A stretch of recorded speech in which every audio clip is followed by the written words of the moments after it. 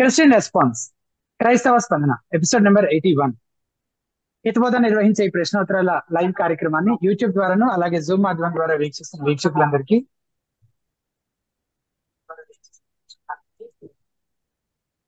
యేసు ప్రభువారి శ్రేష్టమైన నామంలో శుభములు తెలియజేస్తూ ఉన్నాను. ఈ రోజు ఈ కార్యక్రమాన్ని ఒక ప్రాముఖ్యమైన ప్రకటనతో మనం ప్రారంభించుకున్నాం. ఆ ఆత్మవరాల పరిశీలన అనే టైటిల్ తోటి హితబోధ ఒక ఫుల్ డే సెమినార్ ని నిర్వహించబోతూ ఉంది. జూన్ 17వ తారీఖున పరిశుద్ధాత్మ వరాల పేరుతోటి నేటి క్రైస్తవ సంఘాన్ని మోసగిస్తున్న మరి ఒక ఆత్మను వాక్యపు వెలుగులో వివేచించడానికి అవసరమైన అనేక అంశాలను గురించి ఈ సదస్సులో చర్చించబోతున్నాం. ముఖ్యంగా పరిశుద్ధాత్మను పొందటం ఎలా, ప్రత్యక్షతలు నేటికి వస్తున్నాయా, భాషలు నిలిచిపోయాయా, అద్భుతాల సంగతి ఏంటి, నేటి స్వస్థతలలో నిజమెంత, వీటితో పాటు ఒక ప్రశ్నోత్తరాల కార్యక్రమం కూడా ప్యానలిస్టులు అందరితో కలిసి అక్కడికి వచ్చే స్పీకర్స్ అందరితో కలిసి ఒక ప్యానల్ డిస్కషన్ కూడా ఉండబోతోంది.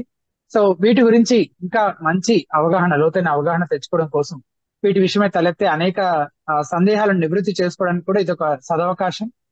తెలుసో తెలియకో అనేకులు గురైన ఈ మోసం నుంచి తప్పించుకోవడానికి ఈ సదస్సు తప్పక పాల్గొనాలని మనవి చేస్తున్నాము. ఇక్కడ ముఖ్యంగా వీక్షకులంతా గమనించాల్సిన ఇంకొక విషయం ఏంటంటే, కేవలము 100 మందికి మాత్రమే అనుమతి ఉంది. అయితే అందులో దాదాపుగా 50 మంది ఆల్రెడీ 50 రిజిస్ట్రేషన్స్ ఆల్రెడీ అయిపోయాయి కనుక ఇంకా ఆలస్యం చేయకుండా త్వరపడాలని మనవి చేస్తున్నాము. ఈ కాన్ఫరెన్స్ ఎప్పుడు, ఎక్కడ, టైమింగ్స్ కానీ లేకపోతే రిజిస్ట్రేషన్ అమౌంట్ కి సంబంధించిన వివరాలన్నీ కూడా మా వెబ్సైట్ లో ఉంచడం జరిగింది. సో వెబ్సైట్ లింక్ ఈ యూట్యూబ్ వీడియోకి సంబంధించిన లైవ్ చాట్ లో మేము రిజిస్ట్రేషన్ లింక్, వెబ్సైట్ లింక్ కూడా పోస్ట్ చేస్తున్నాము. సో దయచేసి ఆ లింక్ ద్వారా వీక్షకులంతా ఆ కాన్ఫరెన్స్ కోసం రిజిస్టర్ చేసుకోవాలని మనవి చేస్తున్నాం.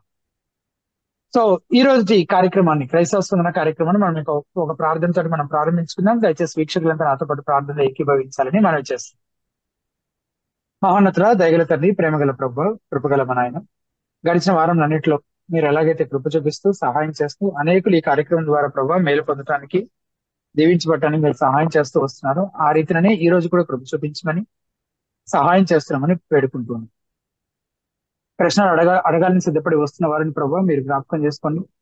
వారు ప్రభు వారి ప్రశ్నల్ని సరిగ్గా అర్థమయ్యే రీతిని అడగగలటానికి, వారి సందేహాలను నివృత్తి చేసుకోగలటానికి మీరు కృప చూపించమని, అలాగే బిబ్బు గారు కూడా మీ జ్ఞానం, మీ వాక్య జ్ఞానం చేత అన్నింటికి మీ మహిమార్థమై మీరు వాడుకోమని, మరి ఈ కార్యక్రమం తర్వాత యూట్యూబ్ లో పోస్ట్ చేసినప్పుడు చూసేటువంటి వీక్షకులందరినీ కూడా ప్రభు ఈ వాక్యం చేత, విజ్ఞానం చేత వారందరినీ దీవించి సహాయం చేస్తున్నామని యేసునామమున స్తుతించి ప్రార్థించి పెడుకుంటున్నాము తండ్రి. అమ్మ. బిబ్బు గారు, good evening brother. Good evening brother Yashwanth. వీక్షకులందరికీ ప్రభువైన యేసుక్రీస్తు నామములో వందనాలు. ప్రతి వారం లాగానే ఈ వారం కూడా కొన్ని క్విక్ ఇన్స్ట్రక్షన్స్ తోటి మనం ప్రారంభించుకుందాం. ముందుగా ప్రశ్న అడగాలనుకునేవారు ఏం చేయాలి? ప్రశ్న అడగాలనుకునేవారు మీరు ఒకవేళ ఈ కార్యక్రమాన్ని యూట్యూబ్ ద్వారా వీక్షిస్తున్నట్లయితే యూట్యూబ్ పక్కనే లైవ్ చాట్ ఉంటుంది. ఆ లైవ్ చాట్ లో మీ ప్రశ్న టైప్ చేసి పోస్ట్ చేయొచ్చు. లేదు బిబ్బు గారు నేరుగా మీ ప్రశ్న అడగాలి అని అనుకుంటే కనుక జూమ్ లో జాయిన్ అయ్యి బిబ్బు గారిని నేరుగా మీ ప్రశ్న అడగచ్చు. అయితే మీకు ఆ జూమ్ కి సంబంధించిన యూజర్ ఐడి, పాస్కోడ్, లింక్ కూడా లైవ్ చాట్ లోనే ఉంచడం జరిగింది. అయితే అసలు మాకు లైవ్ చాటే కనిపించట్లేదండి అని ఒకవేళ మీరు అంటున్నట్లయితే అప్పుడు బహుశా మీరు హితబోధ యూట్యూబ్ ఛానల్ ని సబ్స్క్రైబ్ చేసుకుని ఉండకపోవచ్చు. సో ముందుగా యూట్యూబ్ సెర్చ్ బాక్స్ లో హితబోధ అని టైప్ చేస్తే హితబోధ యూట్యూబ్ ఛానల్ కనిపిస్తుంది. దాన్ని సబ్స్క్రైబ్ చేసుకొని బెల్ ఐకాన్ ప్రెస్ చేస్తే అప్పుడు మీకు లైవ్ చాట్ కి యాక్సెస్ వస్తుంది. ఆ లైవ్ చాట్ లో డైరెక్ట్ గా మీ క్వశ్చన్ టైప్ చేసి పోస్ట్ చేయొచ్చు. లేదా అందులో ఆ లైవ్ చాట్ లోనే పిన్ చేసి ఉంచినటువంటి జూమ్ ఐడి అండ్ లింక్ ద్వారా జూమ్ లో జాయిన్ అయ్యి నేరుగా బిబ్బు గారిని మీ ప్రశ్న అడగచ్చు. ప్రశ్న అడిగేవారు దయచేసి మీ ప్రశ్నని క్లుప్తంగా, సూటిగా అడిగే ప్రయత్నం చేయండి. ఇంకా ఏమైనా వివరాలు కావాలంటే బిబ్బు గారు అడిగి తెలుసుకుంటారు. అలాగే ఒక్క యూజర్ ఐడి నుంచి ఒక ప్రశ్న, ఒక జూమ్ పార్టిసిపెంట్ ఒక ప్రశ్నకు మాత్రమే ముందుగా అవకాశం ఇవ్వడం జరుగుతుంది. ఇంకా ఎక్కువ క్వశ్చన్స్ ఉంటే కనుక వేరే అంశానికి సంబంధించినవి చివరిలో అవకాశం ఇవ్వడం జరుగుతుంది. అదే అంశానికి సంబంధించి అయితే ఒక్క ఫాలో అప్ క్వశ్చన్ అడగడానికి మీకు అవకాశం ఉంటుంది. అండ్ లైవ్ చాట్ లో ఏ క్రమంలో అయితే పార్టిసిపెంట్స్ క్వశ్చన్స్ పోస్ట్ చేస్తున్నారు, జూమ్ లో ఏ క్రమంలో అయితే పార్టిసిపెంట్స్ జాయిన్ అవుతున్నారు, అదే క్రమంలో మీకు అవకాశం ఇవ్వడం జరుగుతుందని గమనించి దయచేసి మీ వంతు వచ్చేంత వరకు మీరు వేచి ఉండాలని మనవి చేస్తున్నాము. అండ్ జూమ్ పార్టిసిపెంట్స్ ముఖ్యంగా గమనించాల్సిన విషయం, మీరు ప్రశ్న అడగడము, బిబ్బు గారు జవాబు చెప్పడము పూర్తి అయిపోయినట్లయితే మీరు జూమ్ నుంచి లీవ్ అయిపోయి యూట్యూబ్ లో ఈ లైవ్ ప్రసారాన్ని వీక్షించాలని మనవి చేస్తున్నాం. ఎందుకంటే మీరు జూమ్ లో ఉన్నారంటే ప్రశ్న అడగడం కోసమే ఉన్నారని మేము భావిస్తాం కనుక ఆ కన్ఫ్యూజన్ అవాయిడ్ చేయడం కోసం ఈ రీతిన మాతో సహకరించాలని మనవి చేస్తూ ఈ రోజుటి కార్యక్రమాన్ని మనం ప్రారంభించుకుందాం. భాస్కర్ జీ అనే ఐడి నుంచి జాయిన్ అయినటువంటి వారు మీరు అన్మ్యూట్ చేసుకొని మీ పేరు, మీ ఎవరు చెప్పి మీ ప్రశ్న అడిగి మీ పరిచయం చేసుకొని మీ ప్రశ్న అడుగుతుంది. వందనాలు యశ్వంత్ బ్రదర్, వందనాలు బి బ్రదర్. వందనాలు బ్రదర్. వందనాలు. నా పేరు భాస్కర్ సార్, కడప నుంచి చేస్తున్నాను. Yes brother Bhaskar. బ్రదర్, నా క్వశ్చన్ ఏంటంటే 2వ రాజుల గ్రంథం 5వ అధ్యాయంలో అక్కడ ఎలీషా గారు గేహాజీ గారితో ఏమంటాడంటే, ఇది వెండి బంగారంలను సంపాదించుకున్నట్టుకు ఇది సమయం అని అంటాడు కదా. ఇది సమయమా అని అడుగుతాడు. అవును, అదే అంటే అక్కడ ఎందుకు అలాంటి ఏమన్నా క్రిటికల్ పొజిషన్ ఉండిందా అనేది నా డౌట్ బ్రదర్. క్రిటికల్ పొజిషన్ ఉండిందా? బహుశా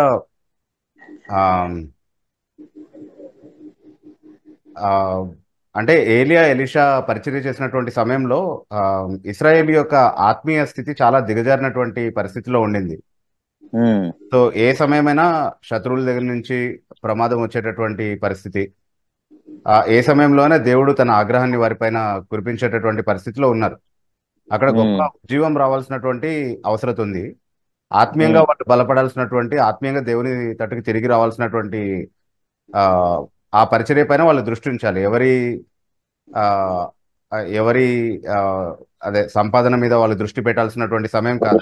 ప్రత్యేకంగా గెహాజీ ఎలీషాతో పాటు పరిచర్యలో పాలిభాగస్తుడిగా ఉన్నాడు కాబట్టి అస్సలే దానిపైన వేరే వాటిపైన అతను దృష్టి పెట్టడానికి అవకాశం లేదు. ఎలీషా ఎట్లాగైతే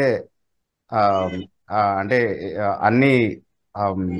అన్నిటిని విసర్జించి కేవలం పరిచర్య మీద మాత్రమే దృష్టి పెడతా ఉన్నాడో, తనకు సేవకుడుగా ఉన్నటువంటి గెహాజీ కూడా అతన్ని అట్లాగే అనుకరించాల్సినటువంటి అవసరం ఉంది, అట్లాగే అతన్ని వెంబడించాల్సినటువంటి అవసరం ఉంది. అలా కాకుండా అతను వేరే వాటిపైన మనసు పెడుతున్నాడు అంటే అది ఆ పరిచర్యకే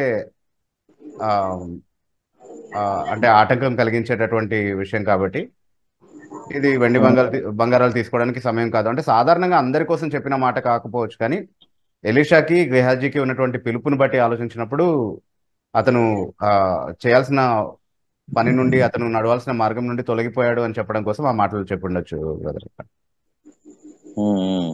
అదే ఇది ఏమన్నా అక్కడ కరువు గురించి అని చెప్పింటే వేరే వాళ్ళు కరువు వచ్చింటే ఎట్లా అంటే ఆ కరువు కూడా ఉండింది కదా ఆ సందర్భంలో. మనం చూసినప్పుడు కరువు ఉండింది, తర్వాత యుద్ధ వాతావరణం ఉండింది, చాలా సమస్యలతో కూరుకుపోయి ఉందన్నమాట ఇస్రాయల్ దేశము. ఆ సమయంలో వీళ్ళు ఎవరి స్వప్రయోజనాలు వాళ్ళు ఆలోచించుకోవడానికి సమయం కాదు. మరి ముఖ్యంగా దేవుని పరిచారకులు అలా ఆలోచించడానికి అది సమయం కాదు అనేది అక్కడ ఉద్దేశం ఏమి ఉండాలి. Okay okay brother. Yes brother. ఓకేనా, sure brother. Thank you brother. Thank you brother. Thank you Bhaskar గారు.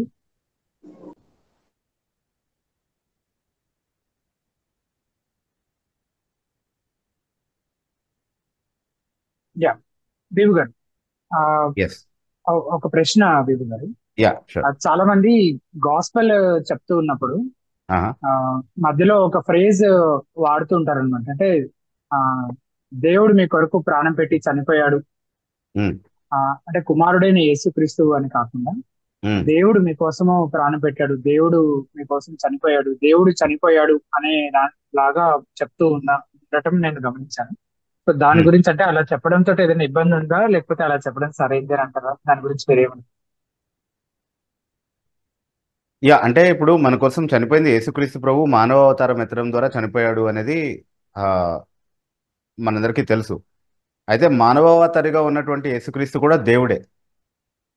కాబట్టి దేవుడు చనిపోయాడు మన కోసం అని చెప్తున్నప్పుడు అది కంప్లీట్లీ ఇనాక్యురేట్ స్టేట్మెంట్ అని అనుకోవాల్సిన అవసరం లేదు. ఎందుకంటే మనము విశ్వసించిన దేవశాస్త్ర కోణాన్ని మనం దృష్టిలో పెట్టుకున్నప్పుడు దేవునిలో ఉన్నటువంటి 3 వ్యక్తులు ఎవరైతే ఉన్నారో అందులో 2వ వ్యక్తిని మాత్రమే ఉద్దేశించి మనం ఆ మాట చెప్తా ఉన్నాం.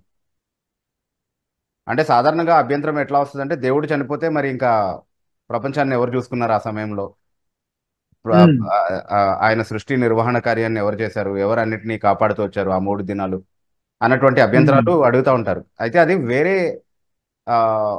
వేరే మత విశ్వాసాలకు సంబంధించినటువంటి వారు వారి నేపథ్యం నుండి వాళ్ళకున్నటువంటి థియోలాజికల్ ఫ్రేమ్వర్క్ నుంచి అడిగేటటువంటి ప్రశ్న. వాళ్ళ అవగాహనలో దేవుడు అంటే ఒక వ్యక్తి మాత్రమే.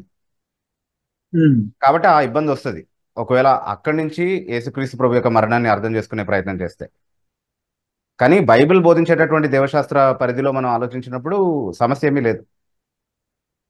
వాస్తవానికి రక్తం చిందించింది మానవుడైనటువంటి యేసుక్రీస్తే, కానీ దేవుడు ఉమ్, తన స్వరక్తమునిచ్చి అన్నటువంటి మాట వాడబడింది కదా చాలా స్పష్టంగా.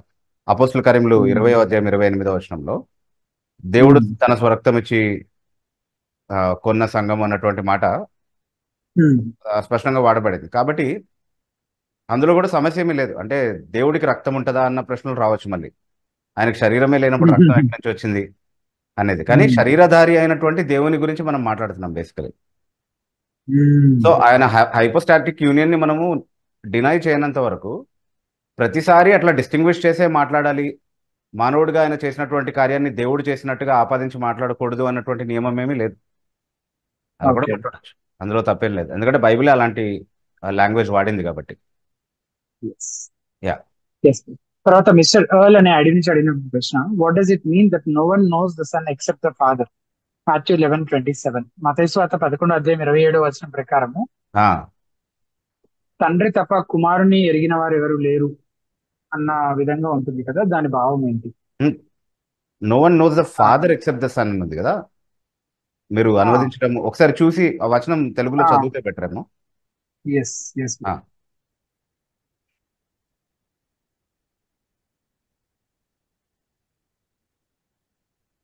మత్తయి సువార్త 11:27 వచనం, సమస్తమును నా తండ్రి చేత నాకు అప్పగింపబడి ఉన్నది, తండ్రి గాక ఎవడును కుమారుని ఎరగడు,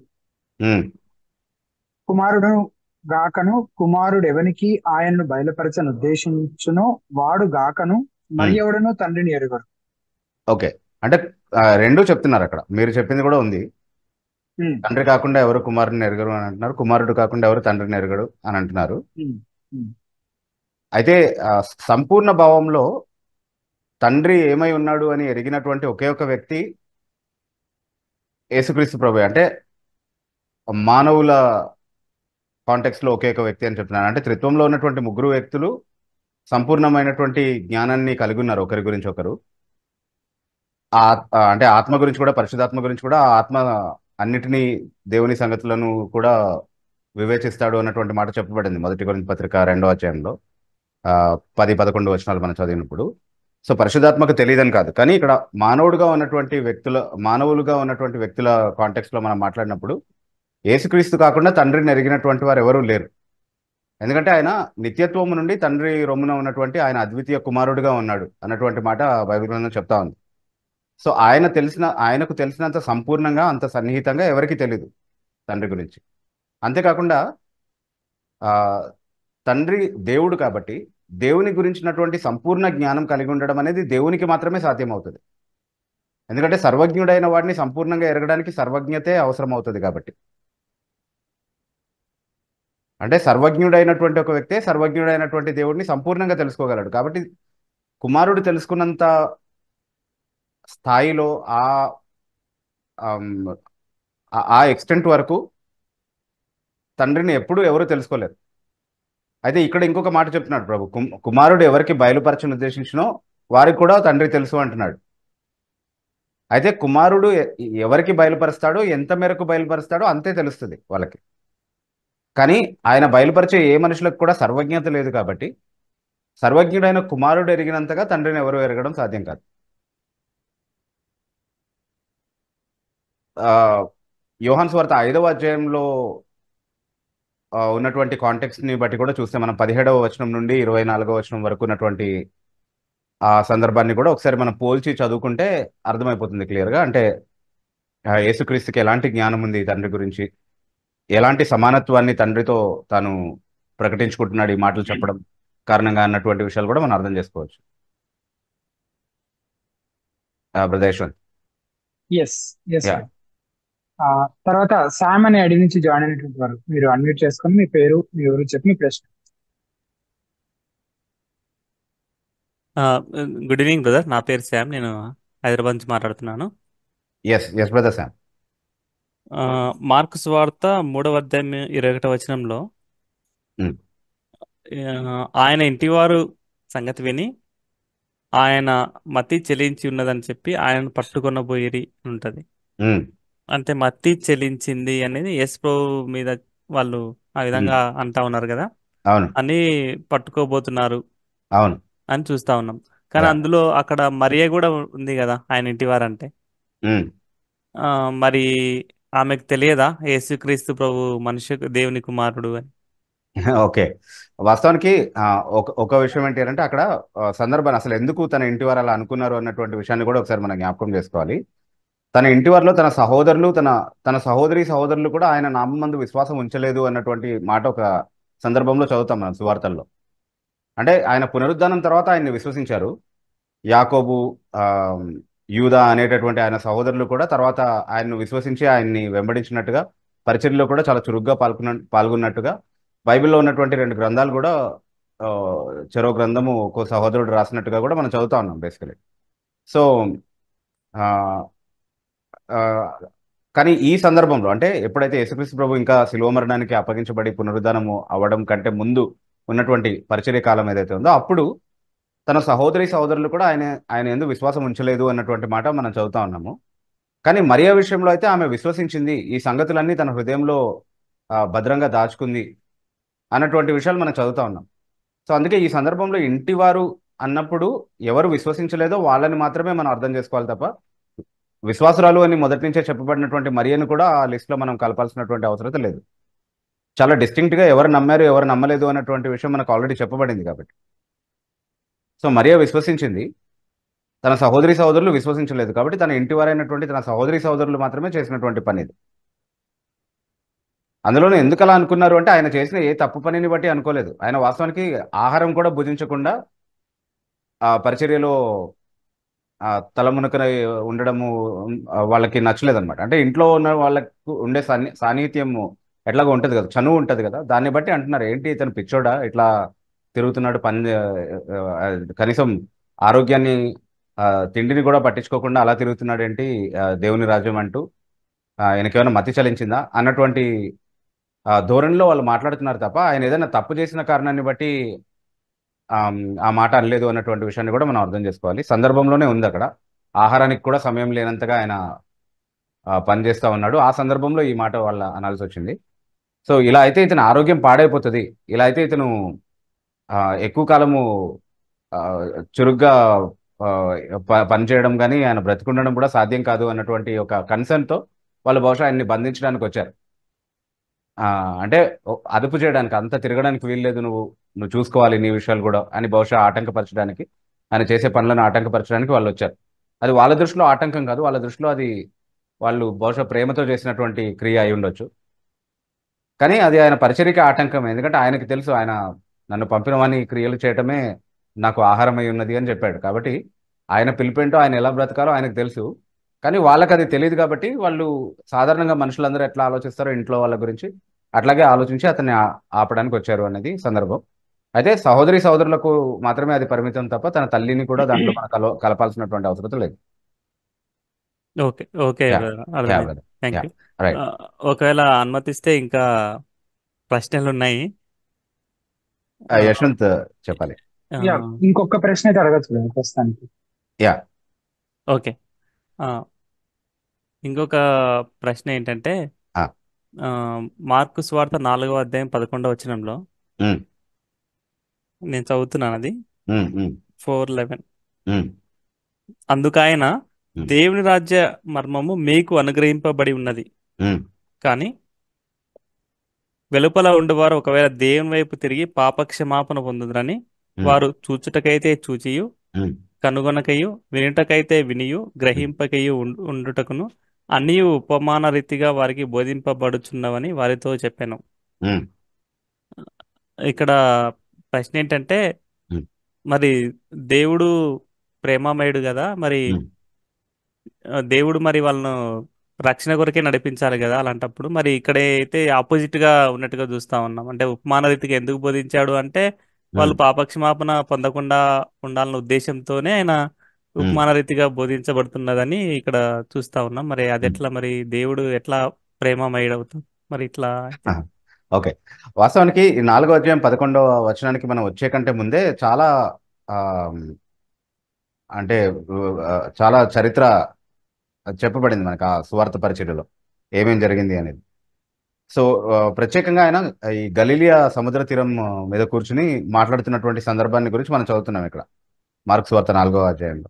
సో ఈ గలీలియా ప్రాంతంలో ఆల్రెడీ ఆయన చాలా అద్భుతాలు చేశాడు. చాలాసార్లు వాళ్ళ సమాజ మందిరాల్లో కావచ్చు, లేకపోతే ఆ, వాళ్ళ సంత వీధుల్లో కావచ్చు, అనేక అద్భుతాలు చేస్తూ అనేక విషయాలు దేవుని రాజ్యాన్ని గురించి వాళ్ళు బోధిస్తూ వచ్చారు. కానీ వాళ్ళు దాన్ని అంగీకరించలేదు, దాన్ని విసర్జిస్తూ వచ్చారు.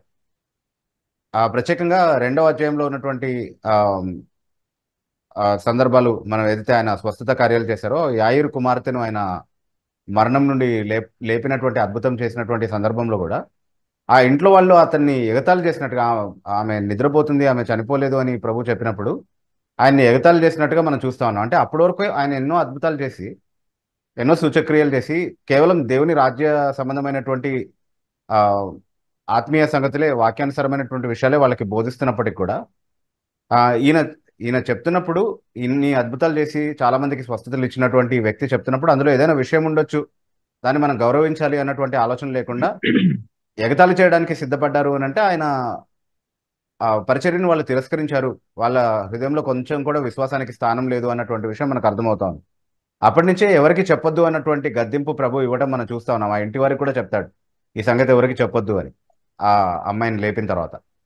అంటే వాళ్ళకి ఇవ్వాల్సినటువంటి అవకాశాన్ని నేను ఇచ్చేశాను, దాన్ని వాళ్ళు సద్వినియోగం చేసుకోలేదు, వాళ్ళు దాన్ని తిరస్కరించారు, హేళన చేశారు. కాబట్టి ఇంకా వాళ్ళకి తెలియజేయాల్సినటువంటి అవసరం లేదు అన్నది కాంటెక్స్ట్ అనమాట. అక్కడ అదే కాంటెక్స్ట్లో చెప్తున్నాడు ఆయన. ఆల్రెడీ వాళ్ళకి ఇవ్వబడినటువంటి అవకాశాలు వాళ్ళు నష్టపోయారు కాబట్టి, వాళ్ళు వృధా చేసుకున్నారు కాబట్టి ఇంకా నేను ఇవ్వాల్సినటువంటి అవసరం ఏం లేదు. అంటే దేవుడు ప్రేమమయుడు అని మీరు ఒక మాట అన్నారు, కానీ దేవుడు న్యాయవంతుడు కూడా. కాబట్టి న్యాయంగా వాళ్ళు తిరస్కరించినటువంటి సత్య తిరస్కారానికి రావాల్సినటువంటి శిక్ష ఇక్కడ విధిస్తా ఉన్నాడు. ఇది వాళ్ళు వాళ్ళ హృదయాన్ని కఠినపరచుకోవడం కారణంగా దేవుడు వాళ్ళకి అనుమతించినటువంటి శిక్ష అనేది మనం అర్థం చేసుకోవాలి. అది మత్తయి సువార్త 13వ అధ్యాయంలో దీనికి సమాంతర వాక్య భాగాన్ని మనం చదివితే అర్థమవుతుంది. అక్కడ మానవ బాధ్యత కోణం నుండి ఈ మాటలు చెప్పబడినట్టుగా మనం చూస్తా ఉన్నాం. వాళ్ళు తమ హృదయాల్ని కఠినపరుచుకున్నారు కాబట్టి ఉపమాన రీతిగా వాళ్ళకి అర్థం కాని విధంగా అక్కడ బోధించబడింది అన్నటువంటి మాటలు చాలా స్పష్టంగా చెప్పబడ్డాయి. సో మనము తెస్సలోనిక పత్రికలో కూడా చదువుతున్నాం కదా, 2వ తెస్సలోనిక పత్రిక 2వ అధ్యాయం 11వ వచనంలో, వారు సత్య విషయమైన ప్రేమను అవలంబింపకపోయిరి గనుక మోసపరచు ఆత్మను దేవుడు వారి విషయంలో అనుమతించాడు అన్నటువంటి మాట మనం చదువుతున్నాం. అంటే మొదట వాళ్ళు సత్య విషయమైన ప్రేమను అవలంబించలేదు అన్నది కారణం. దానికి న్యాయమైన శిక్ష ఏంటి అని అంటే, నువ్వు ఏ కఠినత్వాన్ని అయితే కోరుకున్నావో ఆ కఠినత్వానికి నేను విడిచిపెడతాను, ఏ మోసంలో అయితే కొనసాగాలని నువ్వు ఇష్టపడుతున్నావో ఆ మోసానికే నేను విడిచిపెడతాను అన్నది దేవుడు న్యాయంగా ఇచ్చేటటువంటి తీర్పు. అది రోమిలకు రాసిన పత్రిక 1వ అధ్యాయంలో కూడా చూస్తున్నాం మనం. అంటే వాళ్ళు దేవుని గురించి తెలియసఖ్యమైనటువంటి సంగతులు అర్థం చేసుకున్నాక కూడా, అర్థం చేసుకునే వీలు ఉన్నప్పుడు కూడా దేవుడిని తిరస్కరించి వాళ్ళ ఇష్టానుసారంగా దేవుళ్ళు కాని వాటిని దేవుళ్ళుగా చేసుకుని ఆరాధించారు. కాబట్టి దేవుడు కూడా వారిని భ్రష్ట మనసుకు అప్పగించాడు. అది తీర్పుగా ఆయన చేసినటువంటి పని. సో చాలా సందర్భాల్లో ఇలా దేవుడే వాళ్ళు మారుమనసు పొందని విధంగా వారిని కఠినత్వంలో ఉంచాడు అని చెప్పినప్పుడు, అది ఆయన తన న్యాయ తీర్పులో భాగంగా చేసినటువంటి పనే తప్ప అందులో దేవుడే అన్యాయం చేశాడని ఆరోపించడానికైతే ఎక్కడ అవకాశం ఉండదు, ఏ సందర్భంలోనూ ఉండదు. బైబిల్లో ఉన్న సందర్భాల్లో కూడా మనం అది నిర్ధారించలేము. ఇప్పుడు ప్రాక్టికల్గా మనం చూస్తున్నటువంటి సందర్భాల్లో ఎవరైనా కఠినపరచబడినటువంటి స్థితిలో ఉంటే వారి విషయంలో కూడా దేవుడు అన్యాయస్తుడాన్ని నిందించడానికి అవకాశం ఉండదు. వాళ్ళ విషయంలో కూడా దేవుడు తన న్యాయ తీర్పులో భాగంగానే వాళ్ళని కఠినపరుస్తా ఉన్నారు. ఈరోజు బైబిల్ని హేళన చేస్తున్నటువంటి వాళ్ళు, బైబిల్ మీద బురద చల్లుతున్నటువంటి వాళ్ళు, ఎన్నిసార్లు హెచ్చరిక చేసినా, ఎన్నిసార్లు న్యాయంగా బైబిల్ చదవండిరా బాబు అని చెప్పినా దాన్ని పట్టించుకోకుండా ఎవరైతే ఇష్టానుసారంగా బైబిల్ని ఖండిస్తూ ఉన్నారో, విమర్శిస్తూ ఉన్నారో వాళ్ళకు కూడా ఈ మాటలు వర్తిస్తాయి. ఏలీ కుమారుల విషయంలో లాగా, యెహోవా వారిని చంపదలుచును కనుక వారు తమ తండ్రి మాట వినకపోయిరి అన్నటువంటి మాట ఉంది కదా, అట్లాగా ఇక యెహోవా వీరిని చంపదలిస్తే వీళ్ళని ఎవరు కాపాడగలుగుతారు? ఎందుకంటే అది న్యాయంగా ఆయన నిర్ణయించినటువంటి తీర్పు. అప్పటి వరకు వాళ్ళు చేస్తూ వచ్చినటువంటి సత్య తిరస్కారాన్ని, సత్య ఆక్షేపణని దృష్టిలో పెట్టుకుని దేవుడు న్యాయంగా వారి విషయంలో అనుమతించేటటువంటి తీర్పు.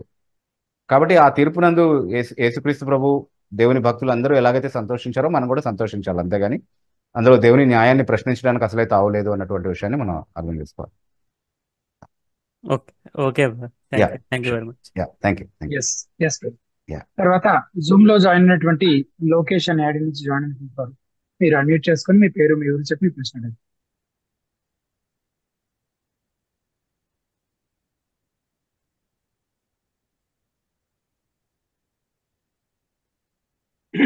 లోకేష్ అనే ఐడి నుంచి జాయిన్ అవుతుంది. ప్రైజ్లాడ్ అండి పాస్టర్ గారు. Praise lord brother. నా పేరు లోకేష్ అండి. ఓకే నేను అడగాల్సిన ప్రశ్న ఏమిటంటే, బ్రదర్, ఎక్కడి నుంచి లోకేష్ గారు? నేను రాజం సార్ నాది. రాజమండ్రి. ఓకే. అవును సార్. Okay, yes brother. నేను చర్చ్ ఆఫ్ గాడ్ సంఘం నుంచి మాట్లాడుతున్నాను సార్. ఓకే. నేను అడగాల్సిన ప్రశ్న ఏమిటంటే, యేసుక్రీస్తు దేవుడైతే ఆయన దైవత్వం ఎలా నిరూపించగలుగుతాం? దేవుని కుమారుడైతే మనం ఎలా నిరూపించగలుగుతాం? నాకు ఆన్సర్ కావాలి సార్. ఓకే, ఆ రెండు వాక్యంలో ఉన్నాయి. రెండు వాక్యం నుండి నిరూపించగలగాలి. యేసుక్రీస్తు దేవుడు అని వాక్యం ఖచ్చితంగా చెప్తుంది. ఆయన దేవుని కుమారుడు అన్నటువంటి మాట కూడా వాక్యం ఖచ్చితంగా చెప్తుంది. కాబట్టి ఆ రెండు వాక్యాలని బోధించేటటువంటి వాక్య భాగాలు ఏవైతే ఉన్నాయో వాటిని విశ్లేషించడం ద్వారా అర్థం చేసుకోవచ్చు. మీకు పర్టికులర్గా ఏదైనా వాక్య భాగంలో సందేహం ఉంటే మీరు అడగవచ్చు, దాని గురించి చర్చించుకోవచ్చు మనం. అంటే యేసుక్రీస్తు దేవుడు కాదని ఈ మధ్య బోధలు ఎక్కువ అవుతున్నాయి కదా సార్. అవును. అంటే నాకు యేసుక్రీస్తు దేవుడు కాదనే విషయంలో చాలా మంది చాలా విధాలుగా చెప్తుంటారు దేవుడు కాదనేసి. ఈవెన్ మా సంఘంలో కూడా. ఓకే. ఆయన దైవత్వాన్ని నిరూపించడానికి కొన్ని వెర్స్ కావాలి సార్ నాకు. ఓకే, ఆయన దైవత్వం నిరూపించడానికి చాలా వచనాలు ఉన్నాయి. వాస్తవానికి మీరు పాత నిబంధన నుంచి మొదలు పెట్టుకుంటే, పాత నిబంధన ప్రవచనాల్లో యేసుక్రీస్తు శరీరధారిగా రాబోతున్నాడు అని చెప్పినటువంటి ప్రవచనాల్లో ఆయన దేవుడు అన్నటువంటి ప్రకటన చాలా స్పష్టంగా కనిపిస్తుంది మనకి. యెషయా 7:14 మనం చదివితే అదే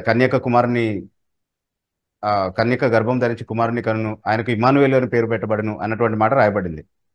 ఇమ్మానుయేలు అనే మాటకి భాషాంతరమున దేవుడు మనకు తోడు అని భావం అని మనకి మత్తయి సువార్త 1:23 మత్తయి చెప్తున్నాడు కదా. అయితే దేవుడు మనకు తోడుగా ఉంటాడు అంటే దేవుడు మానవుల మధ్యలో తన నివాసాన్ని కలిగి ఉంటాడు అన్నటువంటి సంఘటన గురించినటువంటి ప్రవచనం అనమాట అది. ఏది యెషయా చెప్పింది 7:14 అదే నెరవేరింది యేసుక్రీస్తు పుట్టుక ద్వారా అని చెప్తున్నాడు. సో దేవుడు మన మధ్యకు వచ్చి తన నివాసాన్ని కలిగి ఉంటాడు అన్నది యేసుక్రీస్తు ప్రభు యొక్క పుట్టుకలో నెరవేరింది అని అంటే యేసుక్రీస్తు దేవుడై ఉండాలి కదా. లేకపోతే ఆయన పుట్టడం ద్వారా దేవుడు మనకు తోడుగా ఉన్నాడు అన్నటువంటి ప్రవచనం ఎలా నెరవేరుతుంది? అది ఆలోచించండి. అట్లాగే పుట్టబోయేటటువంటి శిశువు గురించి చెప్పబడినటువంటి మాటలు మనం పరిశీలిస్తే అదే యెషయా గ్రంథంలో 9:6 మనకు కుమారుడు అనుగ్రహించబడను, మనకు శిశువు పుట్టెను, మనకు కుమారుడు అనుగ్రహించబడను, అతని భుజముల మీద రాజ్యభారం ఉండును అని చెప్తూ ఆయన పేర్లు వర్ణిస్తున్నాడు అక్కడ. ఆశ్చర్యకరుడు, ఆలోచనకర్త, బలవంతుడైన దేవుడు, నిత్యుడగు తండ్రి, సమాధానమునకు అధిపతి అయిన ప్రభువు అన్నటువంటి మాటలు ఏవైతే చెప్పబడ్డాయో ఇవన్నీ దేవునికే సరిగ్గా ఆపాదించదగినటువంటి నామాలు. సో చాలా స్పష్టంగా అక్కడ ఆయన దైవత్వాన్ని ప్రకటిస్తూ ప్రవచనం చేయబడినట్టుగా మనం చూస్తా ఉన్నాం. మీకా గ్రంథం 5:2 అదే ఇశ్రాయేలును ఏలు అధిపతి నీలో నుండి పుట్టును అని బెత్లెహేం ఎఫ్రాతాతో మాట్లాడుతూ పురాతన కాలం మొదలుకొని శాశ్వత కాలము ఆయన ప్రత్యక్ష మగుచుండెను అన్నటువంటి మాట చెప్తున్నాడు. అంటే బెత్లెహేం ఎఫ్రాతాలో పుట్టబోయేటటువంటి శిశువును వర్ణిస్తూ ఆయన ఆవిర్భావం ఇది కాదు, ఆయన పురాతన కాలం నుండి మొదలుకొని శాశ్వత కాలము ప్రత్యక్షం అవుతూ వచ్చినటువంటి వ్యక్తే, ఆయనే శిశువుగా పుట్టబోతున్నాడు బెత్లెహేంలో అన్నటువంటి మాట చాలా స్పష్టంగా పాత నిబంధనలో ప్రవచించడం జరిగింది. ఓకే, సో పాత నిబంధన ప్రవచనాల దగ్గర నుంచే మనం ప్రారంభిస్తే యేసుక్రీస్తు ప్రభు యొక్క దైవత్వాన్ని చాలా స్పష్టంగా మనం చూస్తా ఉన్నాం. యెహోవా దూత ప్రత్యక్షమైనటువంటి సందర్భాలు ఉన్నాయి. అంటే గబ్రియల్ దూత లేకపోతే మిఖాయిల్ దూత గురించి మాట్లాడట్లేదు. యెహోవా దూతగానే ప్రత్యక్షమైనటువంటి ఒక వ్యక్తి, అతని పేరు యెహోవాగా బయలుపరచబడినటువంటి సందర్భాలు ఉన్నాయి. అంటే యెహోవా వద్ద నుండి పంపబడినటువంటి ఈ సందేశ వాహకుడు ఎవరైతే ఉన్నాడో ఈ దూత, అతనికి పేరు ఏంటి అని చూస్తే మనం యెహోవాయే. పంపిన వాడి పేరు యెహోవాయే, వచ్చిన వాడి పేరు యెహోవాయే. అలాంటి ఒక యెహోవా దూత కనబడుతున్నాడు చాలా సందర్భాల్లో. ఆ హాగర్కు కనిపించి మాట్లాడినప్పుడు తనతో మాట్లాడిన యెహోవాకు, అంటే అక్కడ మనము రెఫరెన్స్ ఒకసారి మనం చూసుకుంటే ఆదికాండం 16:7 హాగర్కు యెహోవా దూత ప్రత్యక్షమైనట్టుగా మనం చదువుతాము. 13వ వచనం మనం చదివినప్పుడు హాగరు తనతో మాట్లాడిన యెహోవాకు చూచుచున్న దేవుడవు నీవే అన్నటువంటి పేరు పెట్టింది అన్నటువంటి మాట అక్కడ రాయడం జరిగింది. మోషే రాస్తున్నాడు కామెంటరీ దానికి. తనతో మాట్లాడిన యెహోవాకు చూచుచున్న దేవుడవు నీవే అన్న పేరు పెట్టింది హాగరు అని అంటున్నాడు.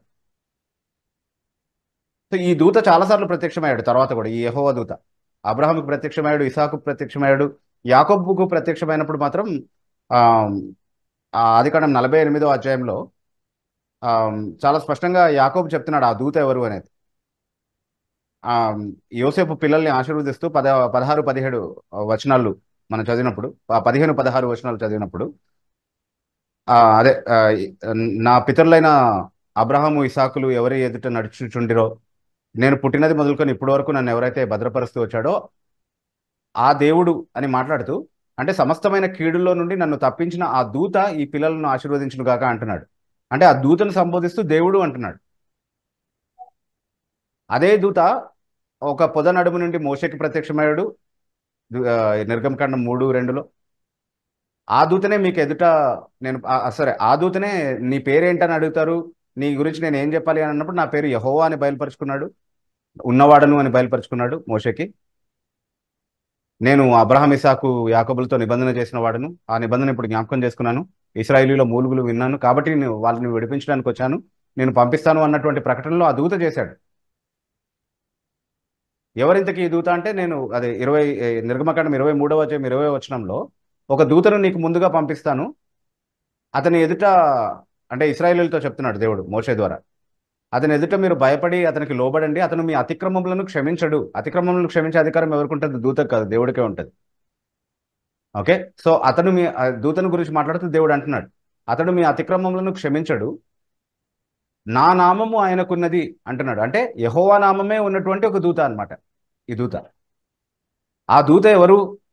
ఎవరికి వీళ్ళు అవిధేయత చూపించారు అరణ్యంలో, ఎవరికి మనం అవిధేయత చూపించకుండా జాగ్రత్త పడాలని పౌలు మాట్లాడుతున్నాడు అనేది మనం ఒకసారి కొత్త నిబంధనకు వచ్చి పరిశీలిస్తే, 1 కొరింథీ పత్రిక 10వ అధ్యాయం 9వ వచనంలో, కాబట్టి మనం క్రీస్తును శోధింపకై ఉందము, కాబట్టి మనం ప్రభువును శోధింపకై ఉందము అని ఉంటుంది. ఫుట్ నోట్లో మీరు చూస్తే కాబట్టి మనం క్రీస్తును శోధింపకై ఉందము అని ఉంటుంది. యాక్చువల్లీ ఇంగ్లీష్ బైబిల్లో మీరు చదివితే and let us not tempt Christ అని ఉంటుంది చాలా డైరెక్ట్గా. సో అరణ్యంలో యెహోవా నామమే కలిగి ఇశ్రాయేలీయులను నడిపించినటువంటి యెహోవా దూత ఎవరు అని అంటే ఆయన యేసుక్రీస్తే అన్నటువంటి విషయం చాలా స్పష్టంగా అర్థమవుతోంది. సో ఇది ఒక ఆర్గ్యుమెంట్. ఇంకా ఇట్లా నేను చెప్పుకుంటూ వెళ్ళొచ్చు, మొత్తం సెషన్ అంతా కూడా యేసుక్రీస్తు దైవత్వాన్ని నిరూపించడానికి నేను డెడికేట్ చేయొచ్చు. కానీ ఇట్లా దీని గురించి రాసినటువంటి చాలా విషయాలు ఉన్నాయి మన హితబోధ వెబ్సైట్లో కూడా మీరు చదవచ్చు. త్రిత్వ సిద్ధాంత నిరూపణ అన్నటువంటి ఒక ఆర్టికల్ ఉంది, అలాగే యేసుక్రీస్తు దైవత్వంకి సంబంధించినటువంటి కొన్ని ఆర్టికల్స్ ఉన్నాయి. అంతేకాకుండా చర్చ్ ఆఫ్ క్రైస్ట్ దుర్బోధులకు సంబంధించినటువంటి ఆర్టికల్స్లో కూడా, పిడి సుందర్రావుని బహిర్గతం చేసినటువంటి ఆర్టికల్స్లో కూడా త్రిత్వ సిద్ధాంతానికి సంబంధించినటువంటి కొన్ని విషయాలు ఉన్నాయి. అట్లాగే క్రీస్తు శాస్త్రం అన్నటువంటి ఒక పుస్తకమే ఉంది. సో ఈ లింక్స్ అన్ని కూడా మీకు ఇక్కడ ప్రొవైడ్ చేస్తారు చాట్ బాక్స్లో, మీరు అవన్నీ కూడా ఒకసారి చదవండి. చదివిన తర్వాత మళ్ళీ మీకు ఏమైనా సందేహాలు ఉంటే యేసుక్రీస్తు దైవత్వం గురించి కానీ, ఆయన కుమారత్వం గురించి కానీ, లేకపోతే ఆయన చేస్తున్నటువంటి పరిచర్యలో ఉన్నటువంటి ఏ కోణం గురించి అయినా సరే, లేదా ఆయన వ్యక్తిత్వానికి సంబంధించినటువంటి ఏ కోణానికి సంబంధించిన సరే, మీకు ఏమైనా ప్రశ్నలు ఉంటే మళ్ళీ మీరు జాయిన్ అయ్యి అడగొచ్చు. కానీ చాలా స్పష్టంగా యేసుక్రీస్తు దేవుడు అని నిరూపించడానికి చాలా ఆధారాలు ఉన్నాయి.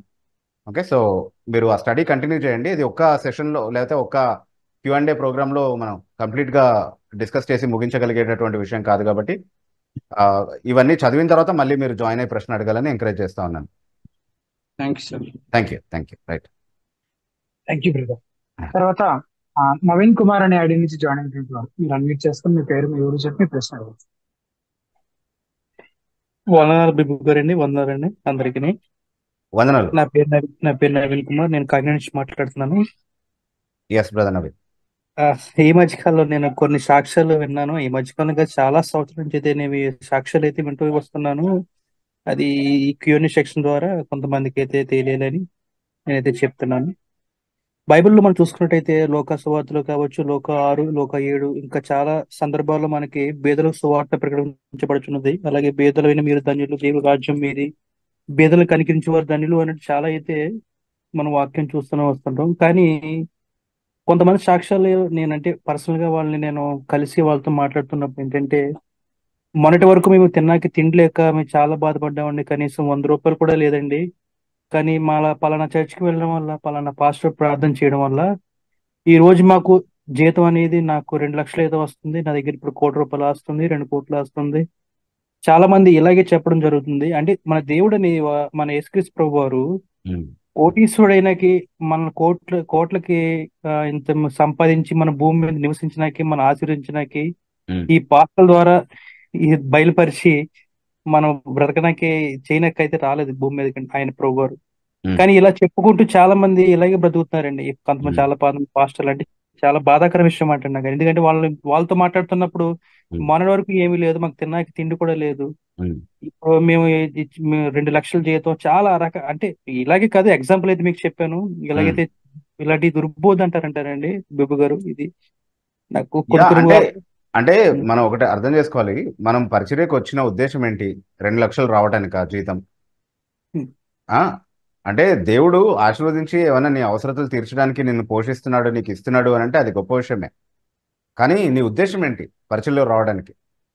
యేసుక్రీస్తు ప్రభుని ఒక వ్యక్తి వచ్చి నేను నిన్ను వెంబడిస్తానని చెప్పినప్పుడు ఆ నక్కలకు బొరియలున్నాయి, ఆకాశ పక్షులకి గూళ్ళున్నాయి, కానీ మనుష్య కుమారునికి కలవాల్చుకున్న చోటేమీ ఆ లేదు అని చోటు లేదన్నటువంటి మాట చెప్పినప్పుడు, అలాంటి ప్రభువుని మనం వెంబడిస్తున్నప్పుడు మనం దేని మీద లక్ష్యం ఉంచి రావాలి? ఆయన తన ఇష్టానుసారంగా కొంతమందికి ఇచ్చాడు, కొంతమందికి ఇవ్వడానికి నిరాకరించాడు. పరిచర్యలో ఉన్నటువంటి వాళ్ళు కూడా కడు పేదరికంలో ఏమీ లేనటువంటి స్థితిలో ఆ ఆకలితో నానా రకాలైనటువంటి శోధనలతో ఆ, చనిపోయినటువంటి వాళ్ళు కూడా ఉన్నారు. హెబ్రీ పత్రిక 11వ అధ్యాయంలో కూడా మనం చదువుతున్నాం. 35, 36 వచనం, 34వ వచనం నుండి ఉన్నటువంటి సందర్భాల్లో అక్కడ చాలా మంది అనేక రకాలైనటువంటి కష్టాలు ఎదుర్కొని చనిపోయినటువంటి వారి గురించి కూడా మనం చదువుతున్నాం. అదే కొన్ని సందర్భాల్లో దేవుడు వాళ్ళకు ఉన్నటువంటి అవసరతలు తీర్చినటువంటి సందర్భాల గురించి కూడా మనం చదువుతున్నాం. కానీ మన గురి ఏంటి పరిచర్యలో ఉండడానికి? మనం యేసుక్రీస్తు ప్రభుని దేనికోసం వెంబడిస్తున్నాం అనేది ప్రాముఖ్యమైనటువంటి విషయం. మొదట మనకు నిత్య జీవము ఆయనలో ఉంది అన్నటువంటి విషయం అర్థమై వెంబడిస్తున్నామా? తర్వాత అదే నిత్య జీవపు సువార్త వైపుకి చాలా మందిని ఆకర్షించాలన్నటువంటి ఉద్దేశంతో మనము వెళ్తున్నామా? లేకపోతే దీన్ని ఒక బిజినెస్ అవకాశంగా చేసుకుని యేసుక్రీస్తు ప్రభు నామాన్ని వాడుకొని బూటకపు స్వస్థతలు చూపించి బూటకపు అద్భుతాల గురించి మాట్లాడి అలా మనం సంపాదించుకోవడానికి దీంట్లోకి వచ్చామా అన్నది ప్రతి సోకాల్డ్ సేవకుడు కూడా బేరీజు వేసుకోవాల్సినటువంటి విషయం. సో యేసుక్రీస్తు ప్రభు దగ్గరకు వస్తే నువ్వు పేదరికంలోనే ఉండాలి అన్నటువంటి బోధ చేయడం సరికాదు. అట్లా అని చెప్పి నువ్వు సంపాదించుకోవడానికి యేసుక్రీస్తు ప్రభు దగ్గరికి రావచ్చు, ఆ ఉద్దేశం కలిగి కూడా ఆయన వెంబడించవచ్చు అని చెప్పడం కూడా సరైన విషయం కాదు. ఎవరు ఏ స్థితిలో ఉండాలనేది ఆయన నిర్ణయిస్తాడు. ఆయన ఇవ్వాలనుకున్నప్పుడు ఇస్తాడు, లేకపోతే ఇవ్వడు. దట్స్ అంటే ఇప్పుడు నేను జీతం సంపాదించుకుంటున్నటువంటి వ్యక్తి అయినంత మాత్రాన ఈ రోజు నాకుంటే రేపు కూడా ఉండాలన్న నియమం ఏమీ లేదు కదా. ద్రవ్యోల్బణమో లేకపోతే ఉద్యోగం పోవటమో లేకపోతే ఇంకోటి ఏదో అవడం కారణంగా, ప్రభుత్వ ఖజానా ఖాళీ అవడం కారణంగానో ఏదో ఒక కారణాన్ని బట్టి నాకు జీతం రాకుండా ఆగిపోవచ్చు, నేను ఒక ప్రభుత్వ ఉద్యోగిని అయినా సరే. సో ఈ రోజు ఉన్నటువంటి ఆ సమృద్ధి రేపు ఉండకపోవచ్చు, రేపు నేను కొరతలో జీవించాల్సి వస్తుందేమో. అప్పుడు యేసుక్రీస్తుని నేను వెంబడించి నష్టపోయానని చెప్పుకోవాలా?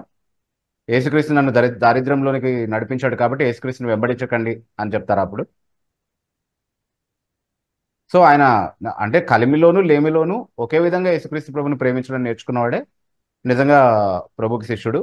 నీకు కలిమి వస్తుంది, లేమి లేకుండా అవుతుంది కాబట్టి యేసు ప్రభుని వెంబడించమని సువార్త పరిచయం చేసేవాడు అసలు సువార్త పరిచయకి అర్హుడే కాదు అన్నటువంటి విషయాన్ని జ్ఞాపకం ఉంచుకోవాలి.